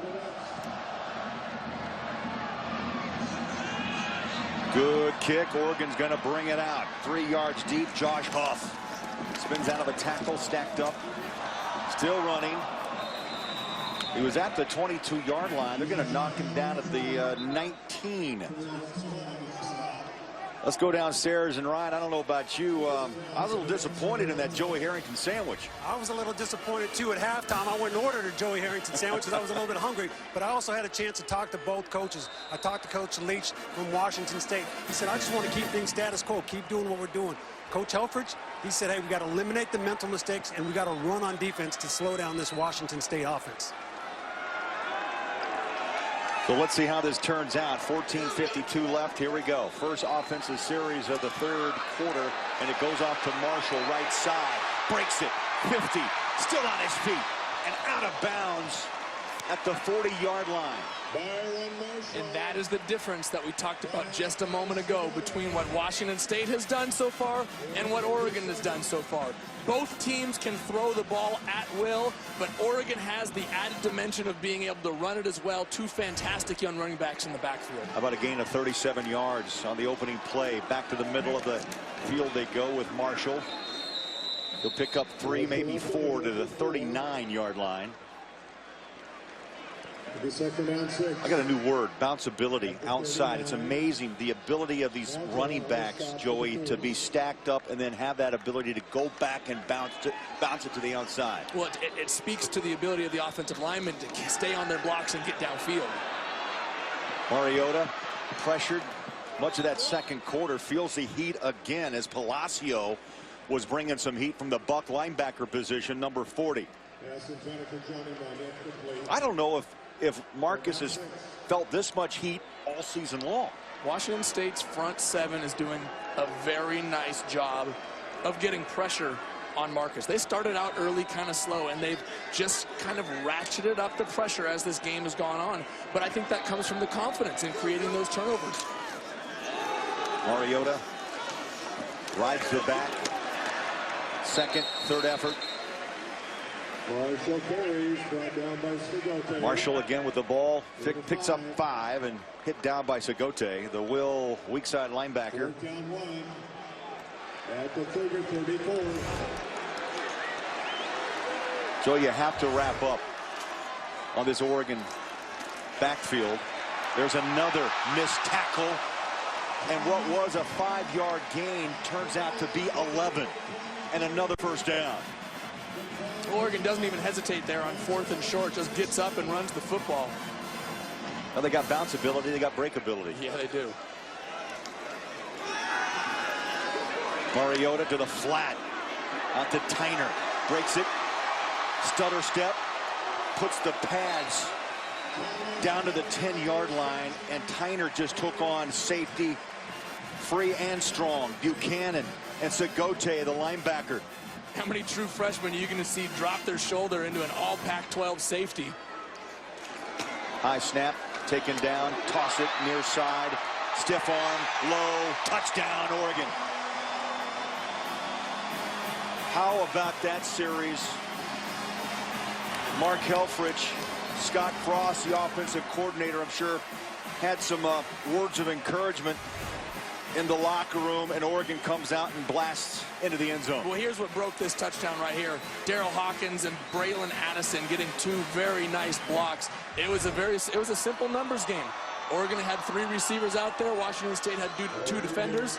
They blocked them, and Keenan walked into the end zone. PAT is good by Wogan. Hey, Craig, you ordered a sandwich. I remember you had a sandwich named after you as well. Really? Yeah, let's take a look. Hey, I like to have a great bowler jack. All right, you got it. All right, thank you. Oh, perfect. Perfect. Oh, thanks so much.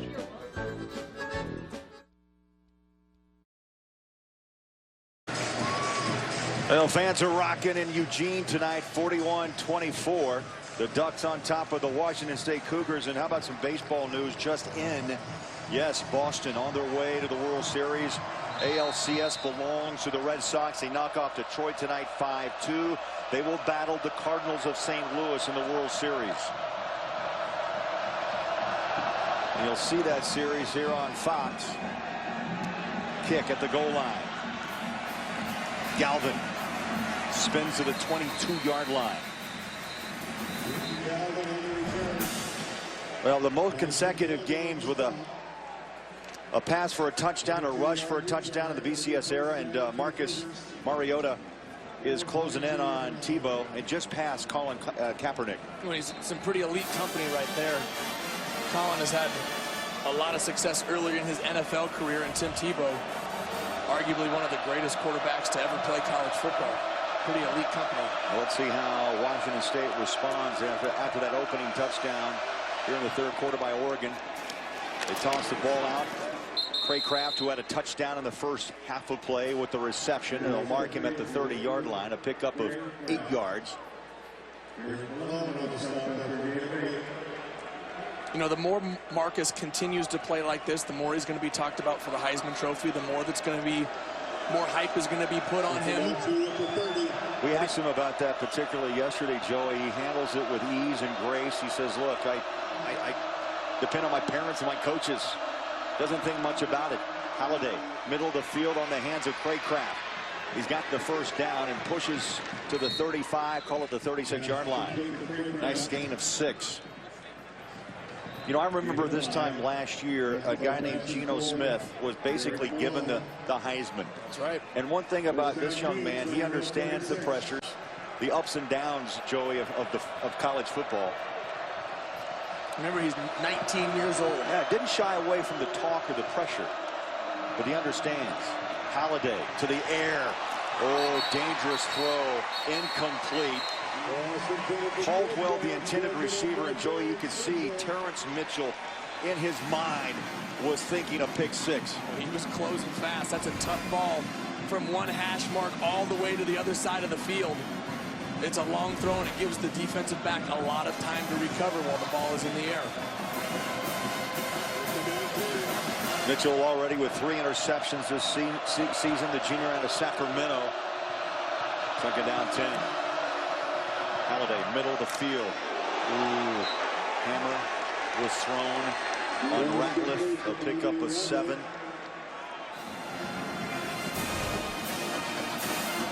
Well, Casey Lockhart getting in here and making a tackle. A name you don't hear very often in the Oregon secondary, with guys like Avery Patterson excuse me, A.B. Patterson and Brian Jackson rolling through. Crowd comes alive on 3rd down and 3.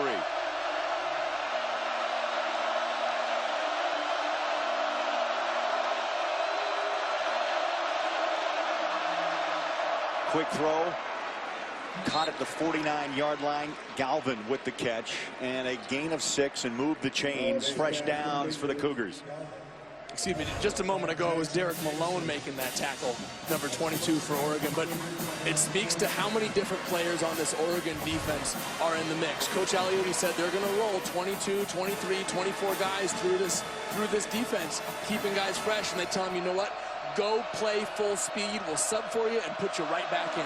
Mike Leach loads up the near side with 3 wide receivers. Halliday stands up in the pocket, throws a ball middle of the field. That ball is intercepted.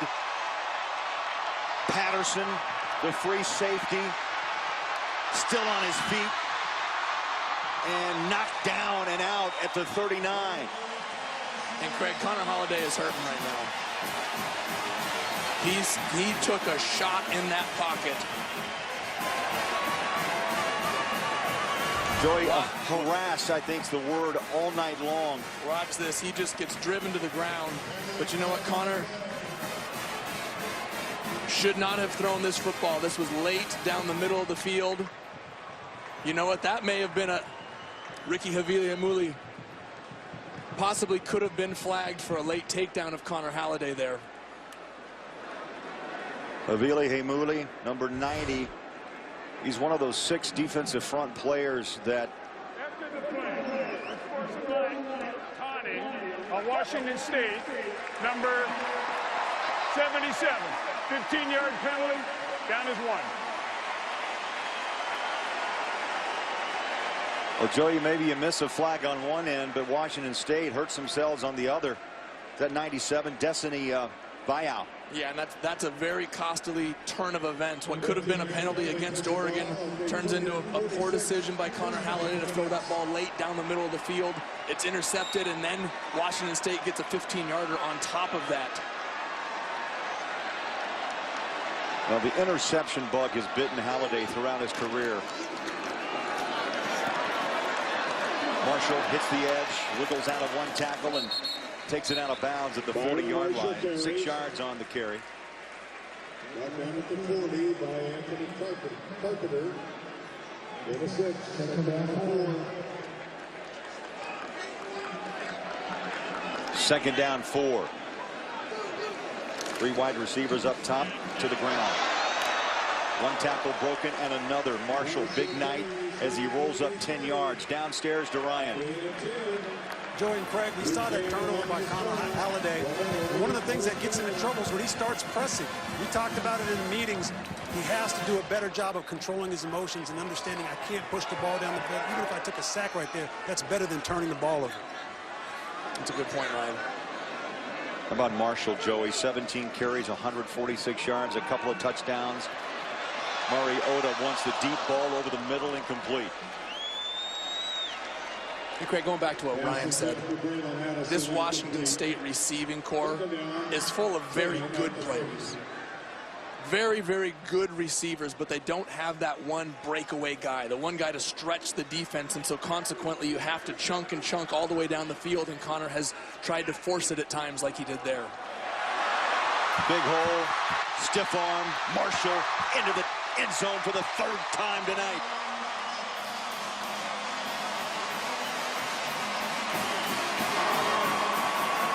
And that's how quickly one mistake can hurt you. What has been a fantastic performance tonight by Connor Halliday. He makes one mistake and Oregon turns it into 7 points the other direction. Byron Marshall has done a fantastic job filling in for the injured DeAnthony Thomas over the last 4 games, going over 100 yards in each of them. Really using his opportunity to step into the spotlight and show people that he's a pretty darn good back himself. Alejandro Molinado with the PAT. 2 series in this 3rd quarter, 2 touchdowns by Oregon. What a night Marshall is having. Runs it in for his 3rd touchdown.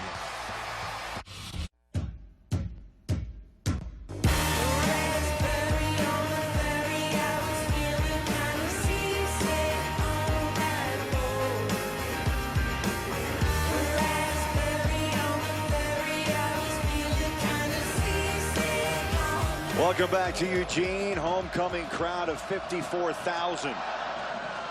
Oregon has doubled up the Cougars, 48-24, 9:30 left to play in this third quarter. Galvin takes the kick, stumbles, and a flag's out. 2 flags, far side and in the middle of the field, a return of 27.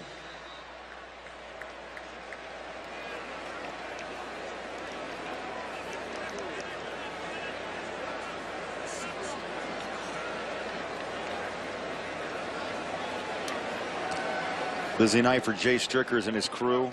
Here's the call. 2 fouls on the play, both on the return team. Holding, number 86, that penalty's declined. Holding, number 32, that penalty's enforced 10 yards. That'll be 1. Don't forget, Fox Sports 1 starts off your Sunday mornings with Fox NFL Kickoff as the guys get you up to speed on all that's happening around the league. And then turn over to Fox to catch America's #1 pregame show. Fox NFL Sunday, where Randy Moss will sit down with Bears receiver Brandon Marshall. You'll get more football tomorrow beginning at 11 a.m. Eastern, only on Fox Sports and Fox.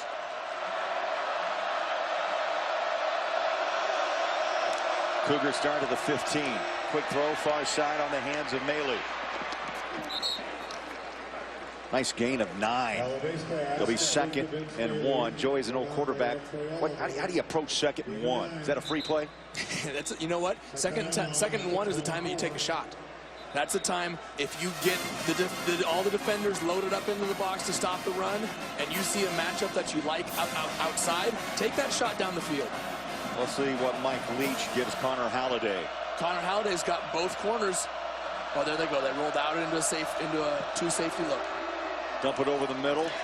Stop and go. Swarmed under at the 27-yard line. Ricky Galvin, a pickup of 3.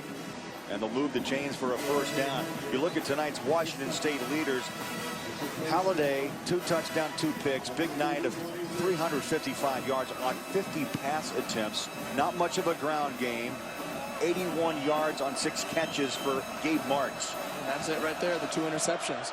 Washington State has forced Oregon into uncharacteristic turnovers, and they needed to take advantage of that. Twice they've given the ball away, and it's proved costly. Quick throw on the far side of the field. 5 yards to the 31. Dom Williams with the reception. 61 plays. 351 total offense, 623 for Oregon, Joey. That's 11 yards and change, a touch tonight for the Ducks. Well, that's the rush. That's the difference of Oregon's running game. Washington State is a one-dimensional team that will splash in a couple runs. Oregon can beat you both ways. You can't prepare for both. Caldwell didn't fool anyone on that run. No gain. This front 7 for Oregon has not got the credit that it deserves up to this point in the season. #1 in the Pac-12 in total defense, 17th nationally. #1 in scoring defense and 6th nationally. This Oregon defense is often overshadowed by the high-powered offense, but these guys are doing a fantastic job this year. Washington State came in averaging just over 66 yards a game on the ground. Another quick throw, tough pass, and it's caught for a first down. Vince Maley. We talk about the window. Halliday's window was not very big, and he squeezed it through. Boy, did he ever. A lot of quarterbacks, after throwing an interception, will come back and get conservative. They'll try to avoid that mistake and consequently turn the ball over again. Connor Halliday is almost the exact opposite. He just comes out firing even more and put that ball smack in the middle of his receiver's chest. Now, he has to have a very short memory to play this game. There's a run up the gut, 45-yard line by Mason. How about 6 yards on that carry? And that's what Washington State does running the football. Mason averages 4.5 yards a carry. Jeremiah LaFausa averages 6 yards a carry. DeAndre Caldwell, 5.5 yards a carry. These guys they're efficient. They don't do it often, but when they sprinkle it in, they get themselves 5 or 6 yards a pop. 2nd down 4. Quick throw. first down, middle of the field. Isaiah Myers will pick up a 7. This is a methodical drive. They're mixing in the run just a little bit, trying to keep Oregon, Joey, off balance. Well, at a certain point, you gotta score quick. You know, it's tick, tick, tick with this clock now down to 6 minutes, and you got to get 24 points in a hurry.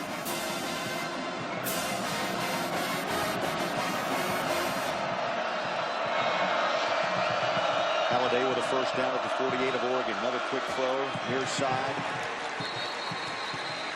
Isaiah Myers stays in bounds. That's a pickup of 3. Terrence Mitchell, number 27, with it stopped. Halliday, 55 attempts. Joey, you remember your attempt? How many attempts, your highest in a game? Not many at Oregon. I threw it 62 times once for the Dolphins, but I was blessed to have 2 great running backs behind me. Halliday is going to bypass your Dolphin numbers. There's 56 attempts, and he picks up another first down. Gabe Marks with the grab, and another tackle by Mitchell. I love Gabe Marks' energy, his excitement, his fire right there. You know what? There's this team, we said it all night, they're still fighting. They're not going to roll over and just go away. This Washington State team is going to keep throwing the ball. They're going to keep trying to score. I like that energy from Gabe Marks. He's got 53 receptions now on the season, over 600 yards. First and 10, 35-yard line of Oregon. Maybe a yard for Mason.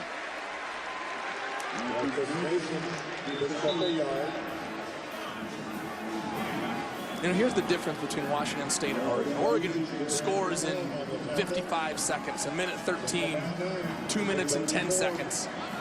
Whereas Washington State, because they don't have that big play guy, they've got a lot of very good receivers. They don't have that big play threat down the field. They throw slants, they throw quick screens, and they're putting together 10-play drives here, which are great, but it's taken up a lot of time on the clock.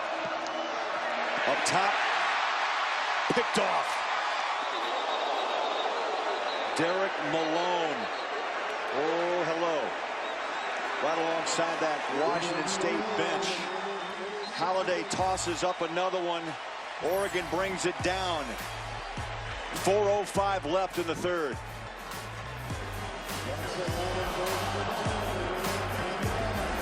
Watch here on the interception. The wide receiver is going to come in and try and get a block. Malone goes over the top instead of getting blocked up here, which puts him in a perfect position to make this interception. Had he run into the screen of the wide receiver, Marcus Mason would have been running untouched up the sideline, and instead, great play getting through the traffic by Derek Malone. Now the Pink's telestrator tonight, of course, in support of Breast Cancer Awareness Month. Pink helmets on the Oregon Ducks. Mariota dances, runs out of bounds smartly to save himself for another play at the 34-yard line. A pickup of 9.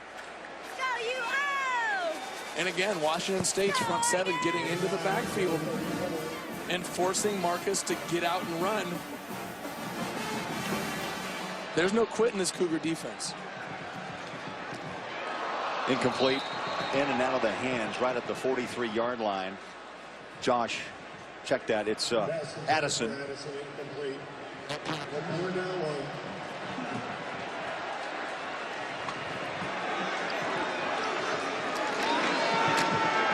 Short yardage, first down.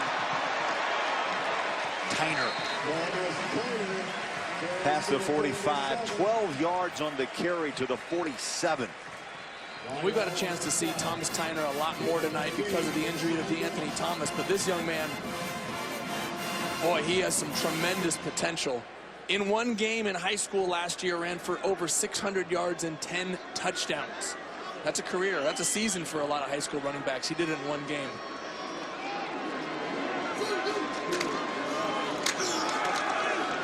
Stop and go, Tyner.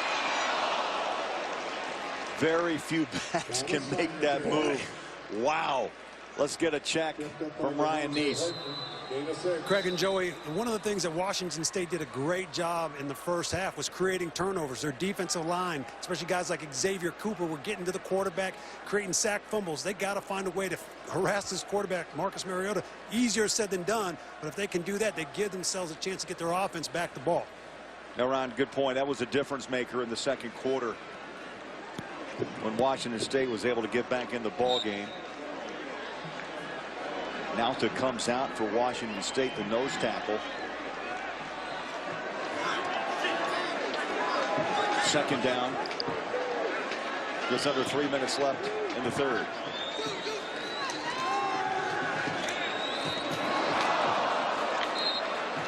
Off the hand of Tyner. A rare incompletion tonight, Joy, for Marcus Mariota. Well, and it looked like it was thrown in the right spot. The young running back coming in needs to learn not just how to run the ball and find holes, but he has to learn his protections. He has to learn his routes. In this Oregon offense, you're going to be counted on to do a lot. Again, Tyner with that stop and go ability, trying to get to the edge, and he's knocked down at the 49-yard line. He'll lose a couple of yards. He's come a long way since fall camp. He had an ankle issue, missed some time, but he's caught on. As Scott Frost told us, the offensive coordinator has come on and really understood this offense. It's tough for a freshman to come in. It's tough for a freshman, even a five-star guy like Thomas Tyner, to come in and have an impact in what's a pretty complicated Oregon offense. Maldonado will punt. End over end. Brooks at the 16. And driven back. He'll be marked at the 22 on his forward progress. A 34-yard boot. Under 2 minutes left in the third. Oregon having their way. 48-24. A little steamy here tonight in Eugene. Oh, you love it. The big fellas are working hard. Ryan Neese, very impressive tonight by Mr. Buchanan. This Washington State defense, very physical.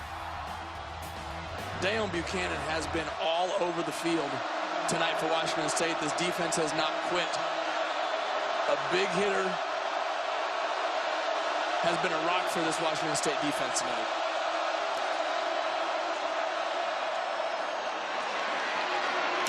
Over the middle, Marks to the 31-yard line, a pickup of 10. Buchanan does not hesitate to lay the pad right on top of you. Not at all. And there was a huge tackle on that last drive there, getting Thomas Tyner out in the open field, which is a tough thing to do. He got the ball back for this Washington State offense, and now it's their job to drive down and try and get something going here. If you're going to salvage this game, you got to do it right now.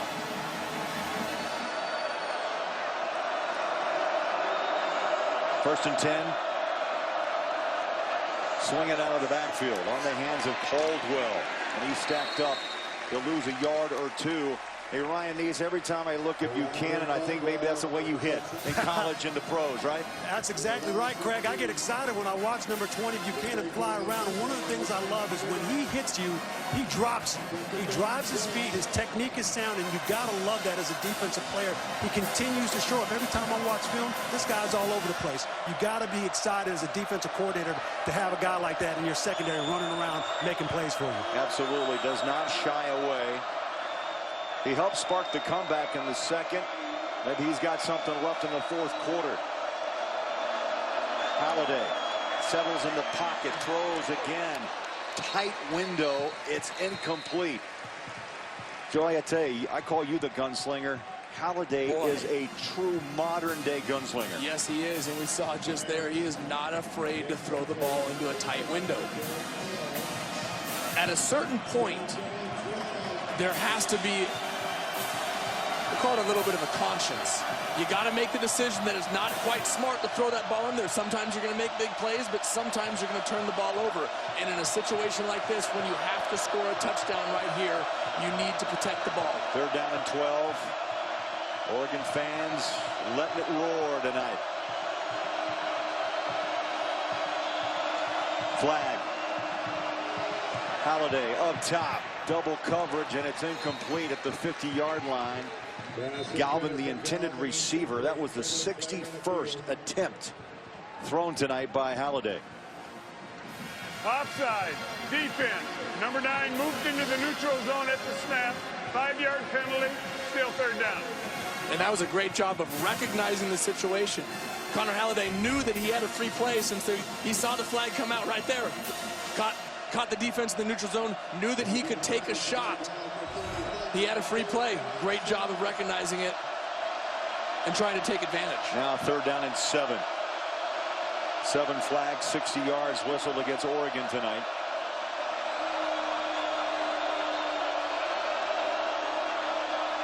Halliday. Out of the pocket, throws. Out of bounds, incomplete. Coverage. Terrific coverage downfield by the Ducks. It really was. This secondary for Oregon, I think, is the best in the Pac-12. Ifo Ekweolumu, an All-American last year. On the other side, Terrence Mitchell was an all-conference player last year. Just look at him, locked up. Nowhere for Connor to go. Bowling will punt inside the 25. Short kick. Oh, makes a kick back. Takes an Oregon bounce. And the Ducks will have it field position at the 45. Just a 21-yard punt, but a flag on the far side of the field.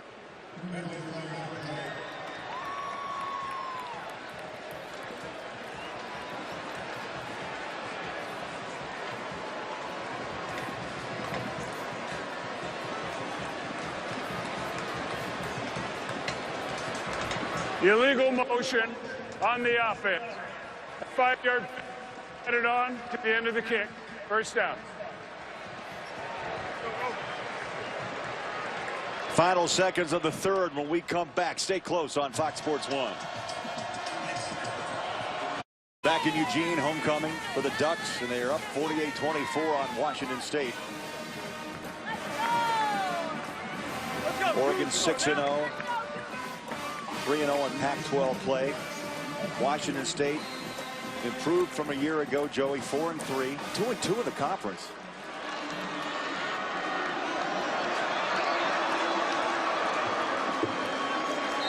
Marshall trying to run out of the pile. That's going to run out the first half, or pardon me, the 3rd quarter.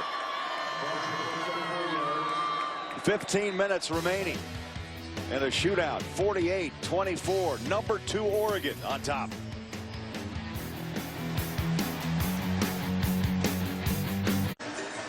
Back in Eugene, oh, they are having fun.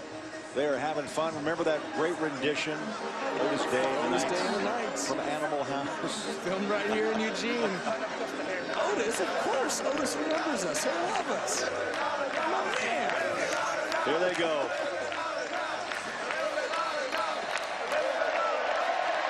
Oh, it's college football at its best. 15 minutes left. Number 2 ranked Oregon 48. Washington State 24.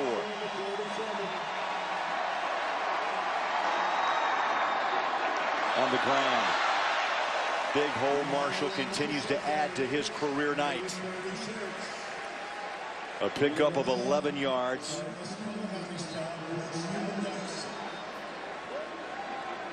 $179 yards for Brian Marshall. The average is 92. He's working on a 200-yard night. Well, the only reason the average is 92 is because he played second fiddle to Anthony Thomas the first couple of games. Since he's been the featured back, he's gone for over 100 yards. There's Thomas. This will be his 4th game. He was injured on that opening kickoff against Cal nearly a month ago. Mariota throws one to the far side. First down to the 24-yard line. Time for a Lowe's Never Stop Improving game break. Let's check in with Patrick O'Neill. All right, let's take you to Tucson. Other Pac-12 action. Utah at Arizona. B.J. Danker rolling out southpaw. Guns it to Nate Phillips' 7-yard touchdown. And, well, Utah would add a field goal. It's now 28-24. Utes, big win over Stanford. We'll see if they have any magic left. Back to you. All right, thank you, Patrick. That's the key, how Utah, Joey, would respond after that emotional win against Stanford, who bounced back today, mind you, against the Bruins of UCLA. See, right now the Pac-12's kind of beating up on each other. When you have so many teams at the top, Oregon, UCLA, Washington, Stanford, it's going to happen. Mariota flushed from the pocket, wants to throw, does. Leaping in, my goodness, Huff, 17 yards. Like he jumped off a trampoline. Again, Marcus Mariota's ability to extend the play. The Washington State D-line doing a good job getting into the backfield, but it's Marcus break and contain, keeping his eyes down the field and finding a wide open Josh Huff. Josh Huff's an athlete now. This guy is a big, strong, powerful wide receiver. Point after is good. And now Oregon extends their lead to 55-24. 6 plays, 50 yards, and they find the end zone again.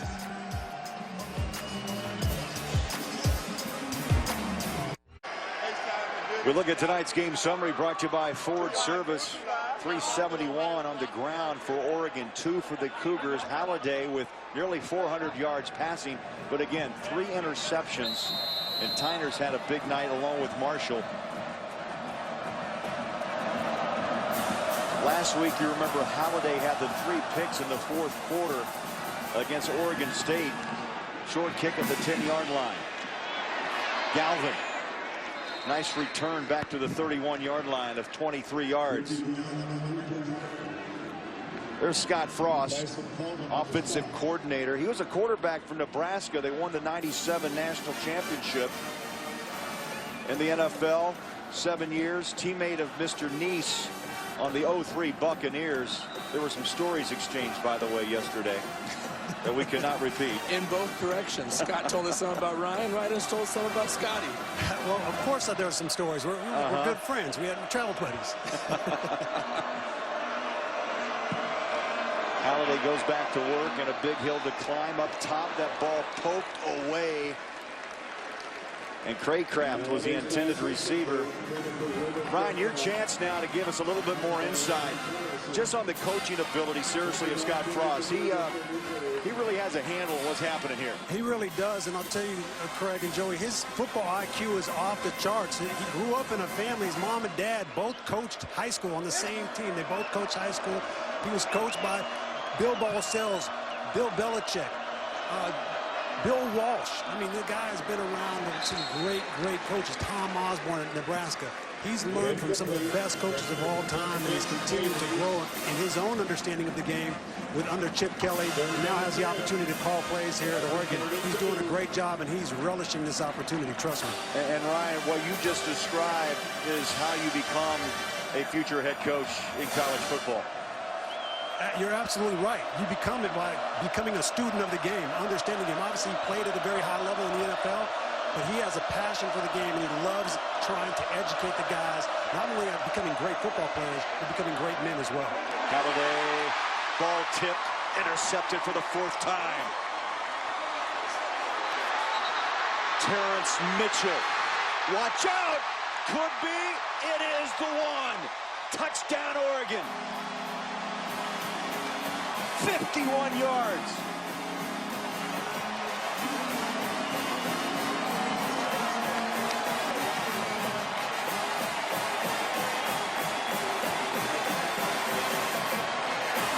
Joey, take your pick of big plays tonight in this game.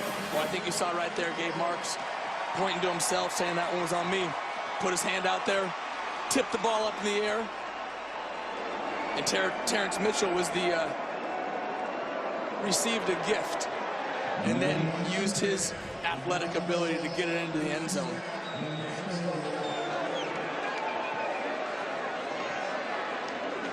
High snap, kicks up, and good.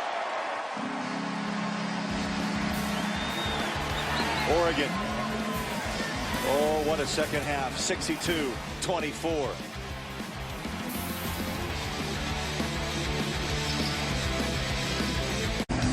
Well, experience the emotional journey of one of baseball's all-time greats through devastating injury in the final days of his remarkable career. Being Mariano, it premieres tomorrow on Fox with a special encore presentation Tuesday right here on Fox Sports 1. Number 42 in pinstripes. Oh, yes, it was a career.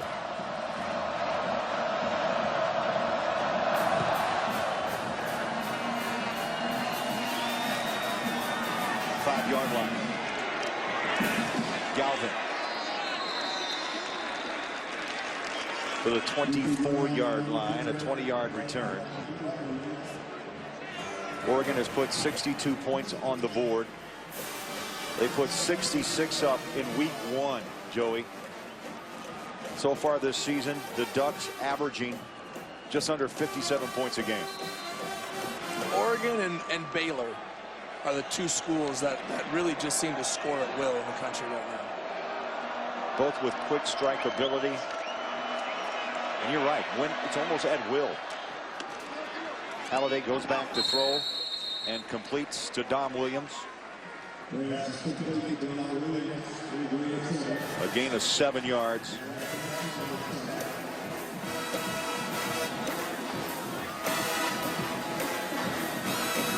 How would you like to see, though, a Baylor-Oregon matchup? Oh, my. We've seen Baylor 3 times this year. Bryce Petty quarterbacking the Bears. Mariota quarterbacking the Ducks. Mason on a swing pass and out of bounds close to a first down. Run out by Tyson Fulton. Quack versus the roar of the Bears. Yes, these are rankings through week 7 in the FBS. Oregon second, Baylor first. Rush yards, third and fourth. Total yards, second and first. Yards per play, second for Oregon, first for Baylor. Well, what jumps out to me about that is the balance. Baylor first and fourth in passing and rushing respectively. Oregon second and third. They can do it through the air or on the ground. That is such a tough job for a defense to prepare for. Bailey with the catch to the 39-yard line. That's a 3-yard gain. Two good coaches.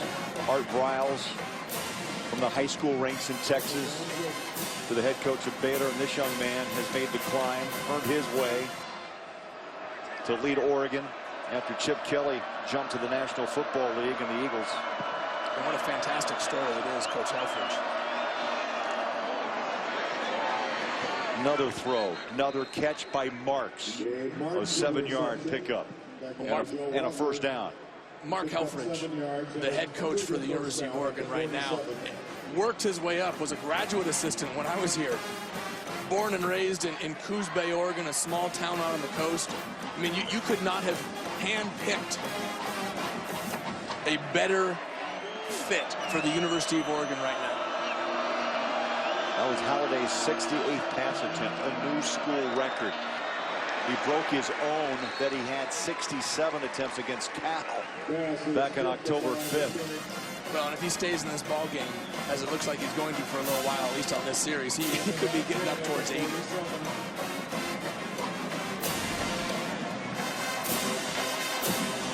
Batted down, line of scrimmage.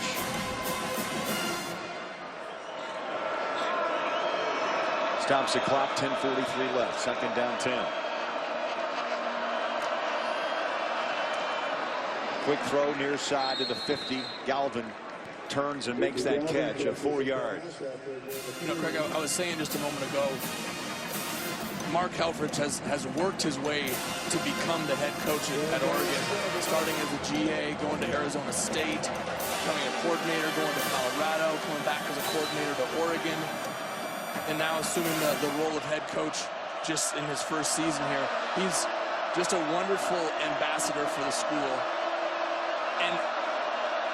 And honestly, I think between he and Mike Riley over at Oregon State, just up the road in Corvallis, the state of Oregon might have two of the nicest head coaches in all of college football.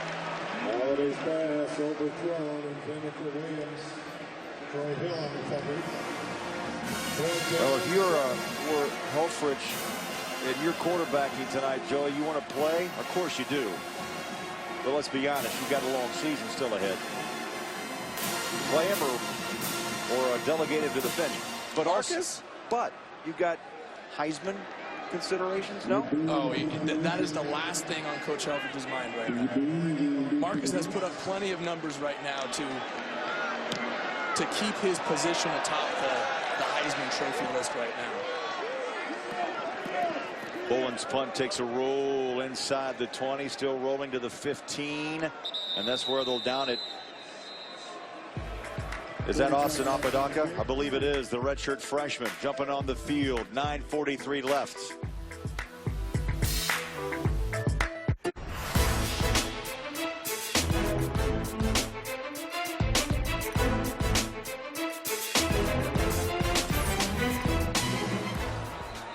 Back in Eugene, 62-24 Oregon.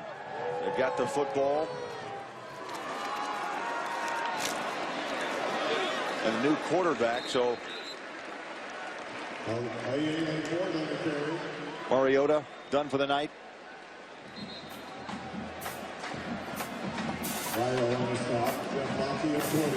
Jeff Locke at quarterback.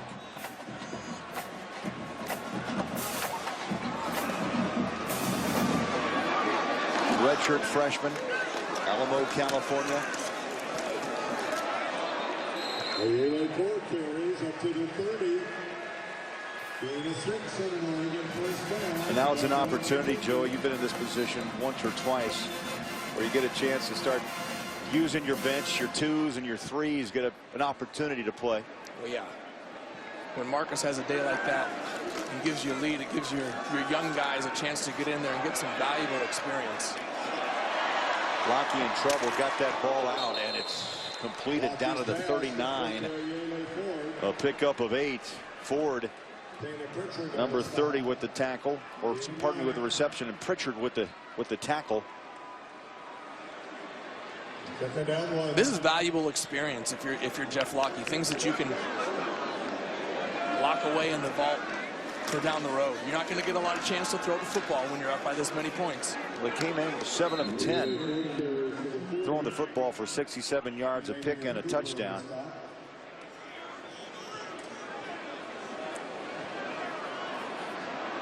But realize here, Craig, this is still Washington State's first team defense. Daquan Brown still in there at corner. Dayon Buchanan still in the secondary. Nauta, Pole still up front. These guys are ones that played against Marcus, and it's a great chance for Locke to learn with some game speed against some very good players. Ford again with the carry. Fourth down short as the clock's under 8 minutes. Crowd wants Mark Helfrich to go for it, but instead chooses to punt the football.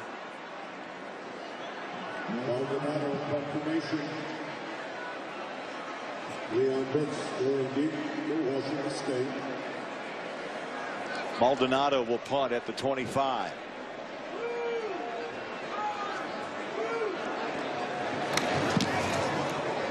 Good kick. Fair catch, 21-yard line by Brooks. 7:05 left. 39-yard punt. Oregon up big.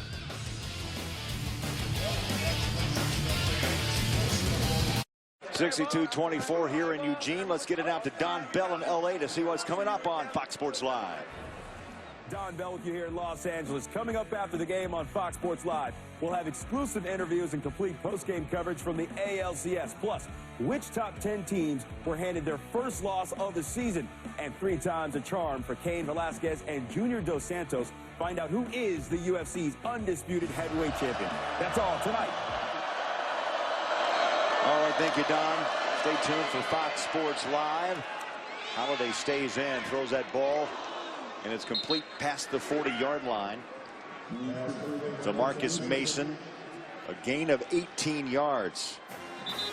Yeah, Leach going with his ones all the way here tonight, both on the offense and defensive side of the ball. And that's Mike Leach's style. He doesn't let off the gas pedal, whether he's He's winning or losing.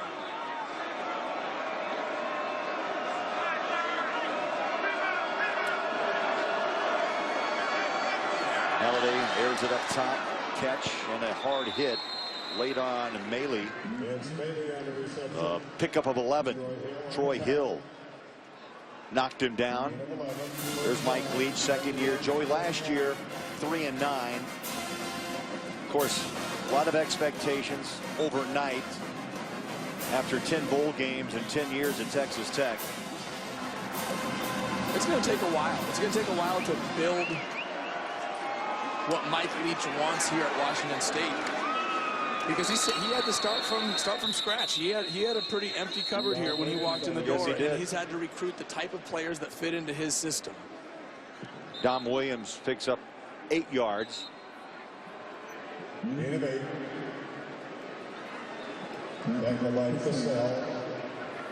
Got an injured player down. Looks like Raheem Cassell, number 34, down for Oregon. Joey, here's the Heisman watch. Names that you think should be in the mix. Seastrunk today was over 100 yards and a couple of touchdowns. He's got 10 on the year. McCarron continues just to handle things at Alabama. Well, A.J. McCarron has just been solid. He's the leader in my mind out of the SEC. Jameis Winston with a big win today against Clemson, but Marcus Mariota is head and shoulders above the rest of them. I think Brett Hundley took a big hit today with UCLA losing and him not looking tremendous, but Marcus has done exactly what he's done all year. Hey, Ryan, are you going to ask or am I? Where's Johnny Football? Well, you know, I got to ask that question as well. We know that he continues to play at a high level. He continues to have some electric football plays as a quarterback. I think he's on the list for me. And Lake Seastrunk, I got to give him kudos. This guy continues to run the ball. He is the fire to that Baylor offense. Ryan, I got to completely disagree. If you're going to give Johnny Football the Heisman for his win against Alabama last year, not only did he lose to Alabama this year and throw 2 interceptions, but he lost today. You can't give him the Heisman Trophy one year for a win against Alabama in a season which he only had 7 touchdowns against teams with a 500 record or above. And then this year, give it to him for when he loses 2 games to ranked opponents. You make a great point, but at the end of the day, when the ball's in his hands, he may be the most electric football player in college football, and he continues to play at a high level. It is a team sport, and you know, his team may not have lived up to their expectations, and that may be one of the reasons why they lost. It may not have been Johnny Manziel, because he continues to put up big-time numbers. Well, we've seen big numbers from all sorts of players through the history of college football, and the award is given to the most outstanding player in college football. And in my mind, the most outstanding player in college football makes his teammates better and brings up the level of everybody around him in close games, in big games, and he hasn't done that this year against Alabama and again Auburn today. Interesting discussion, and it will continue on as the college football season continues. We do know this, that Marcus Mariota, though, is putting together quite a fine season, a very special season. Not even 20, as we mentioned. 19 years young, a sophomore. 3rd down and 10. Washington State, to this point, shut out of the second half. Halliday to the air, off to Gabe Marks, heads to the sideline, takes a pop at the 21, and he's out of bounds. Getting back to the Heisman talk, let's take it back and look in the mirror a little bit. Tim Tebow in 08. Well, I don't think there's going to be too many people that argue with the fact that Tim Tebow was one of the greatest college quarterbacks to ever play. And if you compare to his Heisman season in 08, very similar, with Marcus edging him out in a lot of key categories. Number one being the record of his team. 2 being the fact that he has not thrown an interception yet. Add another couple touchdown passes to that. Another one on the ground. And 0 interceptions. I mean, that's the most incredible stat of this whole thing. Coming into today, he had gone 233 pass attempts in a row without an interception. That was a Pac-12 record.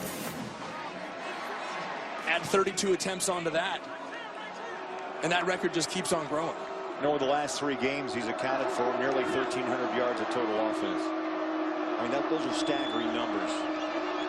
Oregon shows blitz. They came up the middle. Halliday able to get the ball away to the 15-yard line. That's a gain of 6. And Mason shaken up a little bit as he limps off. Craig, let me say also something to what Ryan and I were talking about earlier. Johnny Manziel put up eye-popping numbers last year, but he played nearly, up at this point in the season, has played nearly 80 more snaps than Marcus Mariota has. That's almost 2 full football games, considering Marcus is generally out by halftime in most games. Yes, that's a good point as well. Out for most of this 4th quarter. Halliday in the pocket, dumps it, ball's tipped and incomplete.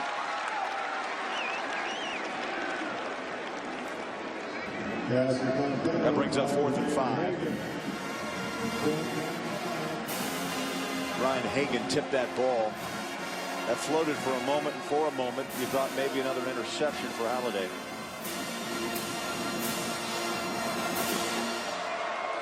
Washington State, Joey, with a bye next week. Then they take on Arizona State Halloween night at home.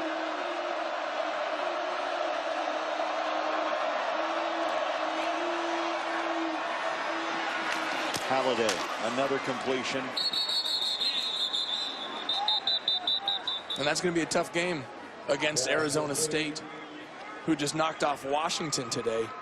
Boy, Washington has found themselves in a bit of a rut. They ran into a buzzsaw 3 weeks in a row with Stanford, Oregon, and an underrated Arizona State team. Taylor Kelly leading the Sun Devils very quietly, just improving under the radar. Cougars trying to find the end zone for the first time in this half. Up top, catch in the end zone, and a touchdown for Marks. 8-yard toss. Halliday to Marks. And Craig, how many times have you seen a guy throw the ball 82 times in a game? You know what, I'm witnessing it for the first time tonight. I don't know if you want to soak that arm in ice like a pitcher who goes 110 pitches on a night. Well, on his 83rd pass, goes for over 500 yards and his 3rd touchdown of the night. 78 yards, 12 plays for the Cougars. So 83 attempts, 502 yards, 4 picks and 3 touchdowns. That's tonight's attendance, 56,949. It's time for our Right Stuff Player of the Game, presented by Academy Sports and Outdoors. Byron Marshall of Oregon. A lot of things tonight with his legs. Caught the football. We mentioned his cut ability. 21 carries, 192 yards, 3 touchdowns. He's the Right Stuff Player of the Game. Well, and deservedly so. With the Anthony Thomas being out, Byron Marshall has stepped in and has not missed a beat.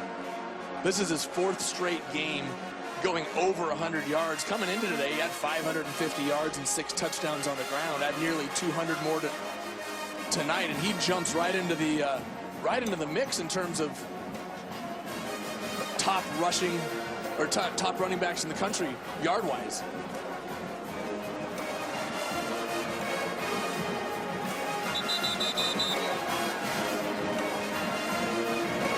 You know, this may be beneficial to Oregon, the DeAnthony Thomas injury down the road, because what it's done is it's allowed young running backs like Byron Marshall and Thomas Tyner to get valuable playing time. Well, they've taken advantage of the opportunity. The kick is away, taken back to the 2-yard line. And Oregon will set up shop at the 31. Now it's time for a game break. Let's check in. Back in L.A., here's Patrick O'Neill. Hey, Craig, thanks. Well, they're chucking it around there in Eugene. In Arizona, it's on the ground to beat Utah. This is Kadeem Carey. That's what he's doing, carrying it 40 times, 236 yards. That's 44 yards for the score. First conference win for the Wildcats, 35-24 final. Craig, back to you. All right, thank you, Patrick. So Utah was hoping to make it 2 in a row in Pac-12 play after the win against Stanford. Go on the road. Tough to win away from your home field. Especially when they're playing Kadeem Carey, who might be the best running back in the country. Jake Rodriguez. Flags out. So another quarterback. Rodriguez. Redshirt freshman. Offense, number 77, 10-yard penalty, still first down. Holding the call. There's Rodriguez, a 6'3", 217-pounder.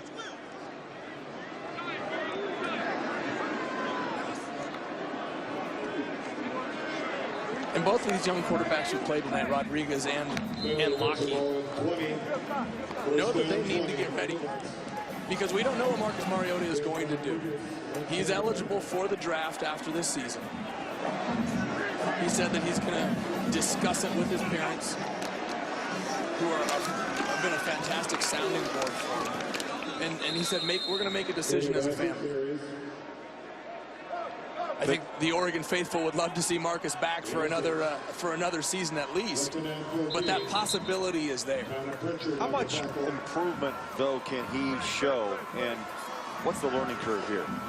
Well, the amount that he's improved from last year to this year is monumental. Every single rep that you can take before you get to that next level only adds to your ability to handle those situations in the NFL that you've never seen. Offense, number 72, 5-yard penalty, still second down. So the O-line jumps, and that will cost him. Second down and 19. I'm anxious to see what the decision will be. He played it very smart, very cool with us in our talk yesterday. A great pass. But Joe, you hit on it. I just think he has the direction. He has the support system that will help him make the correct decision. Because it's tempting. It is. Absolutely it is. But you have to remember, and we've talked about it earlier in the game, that he's not even 20 years old yet. He's still a teenager. What were you doing at 19? Well, you don't want to know. I can't tell you. I don't even want to go there. I was practicing. I was getting ready. Ryan, what were you doing at 19? Hey, Joe, you don't want to know what I was doing, but I know what you were doing. You were ordering the Joey Harrington sandwich. I know that. You're putting on some LBs back in the day at 19. I think if you ask most people, what were you doing at 19, they just kind of shy away from that answer. But this young man is playing on a big stage with a chance to win a national championship, number 2 in the country, and of course on top. Who's ahead of Oregon, you ask? And it's Alabama. With a quarterback that just basically takes care and runs Nick Saban's offense. He directs things. He's a director. You know what? I think to a certain point, and I think that A.J. McCarron does not get the credit he deserves. Early in his career, you'd call him a game manager or a director, but in that national championship game against LSU, when he took it to Tyrann Mathieu there in the second half, he grew up, and he has been a very underrated force for that Alabama offense, which he's been overshadowed by guys like Eddie Lacy and T.J. Yeldon, Trent Richardson. I would agree, and sometimes overshadowed by his own head coach, Nick Saban. You look in the north in the Pac-12, Oregon State, maybe a surprise with Mike Riley. Stanford suffering their first loss last week, rallied today. Washington was on a roll. They've lost 2 in a row. In the South, it's Arizona State, UCLA, Utah. USC rallied for a win today. USC. No, they were knocked off. They got beat right there at the end. At the end, you're right. That was a close one. Halliday remains on the field. Gabe Marks with the reception. Gain of 4, second down 6.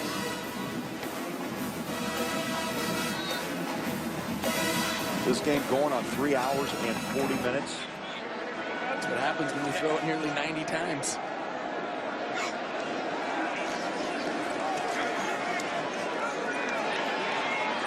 Halliday marks out of bounds, stops the clock after a pickup of 11.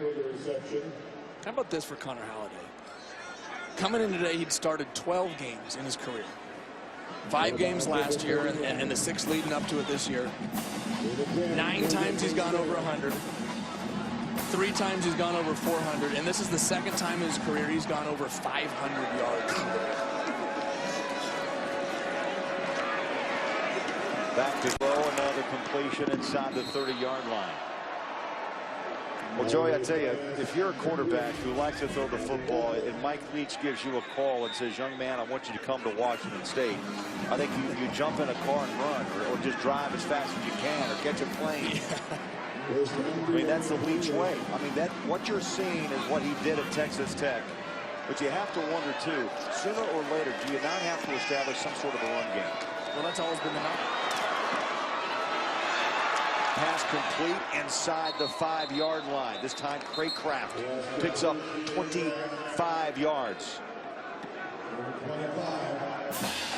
Well, Halliday has put on a show. FBS record for attempts now, 87. He's 57 of 87, 555 yards. And I'm going to guess he's still going to throw it on this play, too. Watch him run the ball.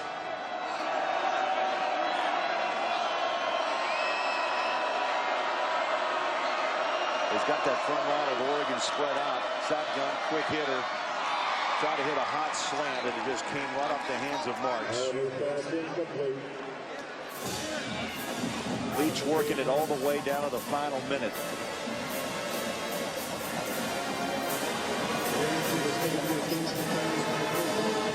So I hear criticism sometimes about just why your starters are in, but you know what? Reps are good. Of course, you do learn you could be in a situation where this play could win you a ball game at another time.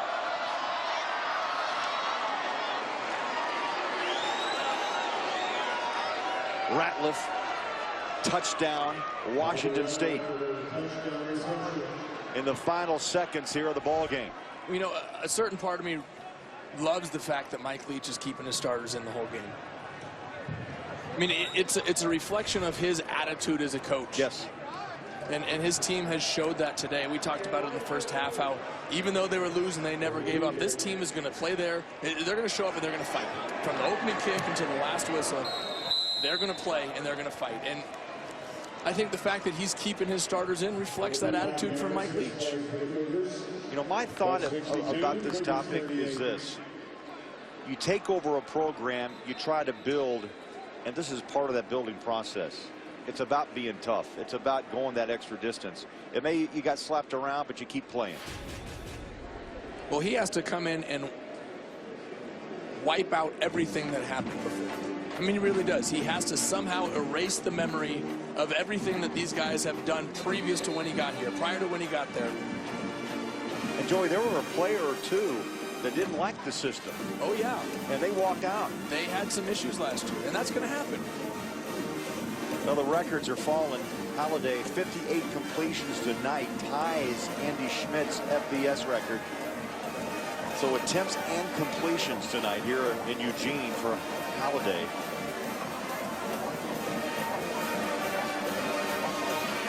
And now Oregon will go 7-0.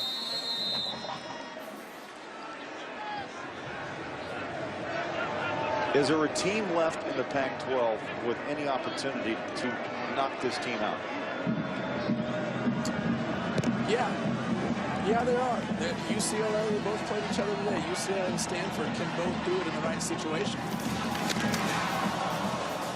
DJ Kelly on return. We've seen, especially today, that any team can lose anywhere at any time. Yes. And UCLA and Stanford are very good football teams. Just because Oregon has dominated a lot of opponents and had a big win against Washington last week doesn't mean that at some point this season they won't be vulnerable. B.J. Kelly ran that ball for 24 yards. And Oregon with 7 seconds left. Jeff Locke now at quarterback. We've seen Rodriguez and now Locke. Instead of a knee, they run it into the heart and soul of Washington State. 3 yards and the clock runs dry. 62-38. Oregon remains unbeaten. Number 2 in the country. For Joey Harrington, Ryan Neese, Craig Bullerjack, we say good night from Eugene. The final score, 62-38. You've been watching Fox College Football presented by Geico on Fox Sports 1. We now go to LA for Fox Sports Live, which starts right now.